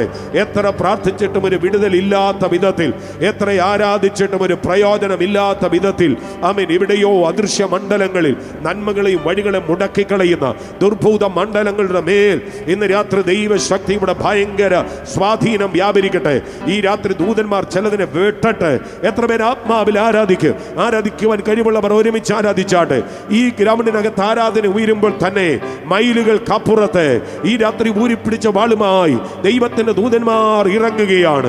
യേശുവിന്റെ നാമത്തിൽ ചില റൂട്ടുകളെ ഇന്ന് രാത്രി കരിച്ചു കളയത്തക്ക വിധത്തിൽ, ചില റൂട്ടുകളെ കട്ട് ചെയ്യത്തക്ക വിധത്തിൽ ദൈവത്തിന്റെ ദൂതന്മാർ ഇന്ന് രാത്രി ചിലർക്ക് വേണ്ടി മൈലുകൾക്കപ്പുറത്തേക്ക് ഇറങ്ങി തുടങ്ങുന്നു. മൗനമാകരുത്, ഒരുമിച്ച് സ്തോത്രം ചെയ്താട്ടെ. ഈ രാത്രി തലമുറകൾ പുറത്തു വരട്ടെ. എവിടെയാണോ യേശുവിനെ ഉയർത്തിയിട്ടുള്ളത് അവിടെ ആത്മമണ്ഡലത്തിൽ ചലനങ്ങൾ ഉണ്ടായിട്ടുണ്ട്. അതുകൊണ്ട് വായിക്കുന്നത്, മോശ മരുഭൂമിയിൽ പിച്ചള് സർപ്പത്തെ ഉയർത്തിയതുപോലെ മനുഷ്യപുത്രനെ ഉയർത്തേണ്ടതാകുന്നു. കഴിഞ്ഞ മണിക്കൂറുകൾ യേശുവിനെ ഇവിടെ ഉയർത്തുമ്പോൾ ഈ രാത്രി ഞാൻ പറയും, ആത്മമണ്ഡലത്തിൽ വലിയ ചലനങ്ങൾ സംഭവിക്കുക. നിങ്ങൾക്കെതിരെ നിൽക്കുന്ന ചില സ്വാധീന മണ്ഡലങ്ങൾ ഇന്ന് രാത്രി തകരപ്പെടുന്നു. കരങ്ങൾ അടിച്ച് കർത്താവിനെ ആരാധിച്ചു തുടങ്ങിയാട്ടെ. യേശുവിന്റെ നാമത്തിൽ വിടുതലുകൾ സാധ്യമാകട്ടെ. നമ്മെ സ്നേഹിക്കുന്നവൻ, നമ്മുടെ പാപം പോക്കി നമ്മെ വിടുവിക്കുന്നവൻ ഇന്ന് രാത്രി ചില കുടുംബങ്ങളുടെ മേൽ അത് വെളിപ്പെടുത്തി തുടങ്ങട്ടെ. യേശുവിന്റെ നാമത്തിൽ വ്യർത്ഥമായി വിളിച്ചതുപോലെ ആ നാമം ഉറക്കെ വിളിച്ചോ. യേശുവേ എന്ന് ഉറക്കെ വിളിച്ചോ. ദാവീദ് പുത്രാ എന്ന് ഉറക്കെ വിളിച്ചോ. യേശുവേ എന്ന് ഉറക്കെ വിളിച്ചോ. ദാവീദ് പുത്രാ എന്ന് ഉറക്കെ വിളിച്ചോ. ഇന്ന് രാത്രി കർത്താവ് ചിലത് ചെയ്തു തുടങ്ങുന്നു. വിശ്വസിക്കുന്നവർ ഒരുമിച്ച് സ്തോത്രം ചെയ്ത് ആരാധിച്ചോട്ടെ. യേശുവിന്റെ നാമത്തിൽ പതിറ്റാണ്ടുകൾ പഴക്കമുള്ളത് ഇന്ന് രാത്രി ഭാരമേറിയ ചില ചുമടുകൾ ചിലരുടെ തലമേൽ നിന്ന് യേശുവിന്റെ നാമത്തിൽ മാറിപ്പോകട്ടെ. പരിശുദ്ധാത്മാവേ ഒരു വലിയ ചലനം അങ്ങ് അയക്കണമേ. Thank you Jesus. ഹല്ലേലൂയ. ഉന്നത വിളിക്കു യോഗ്യരെ വിളിച്ചവന്റെ സന്നിധിയിൽ നിന്നു മാറല്ലേ.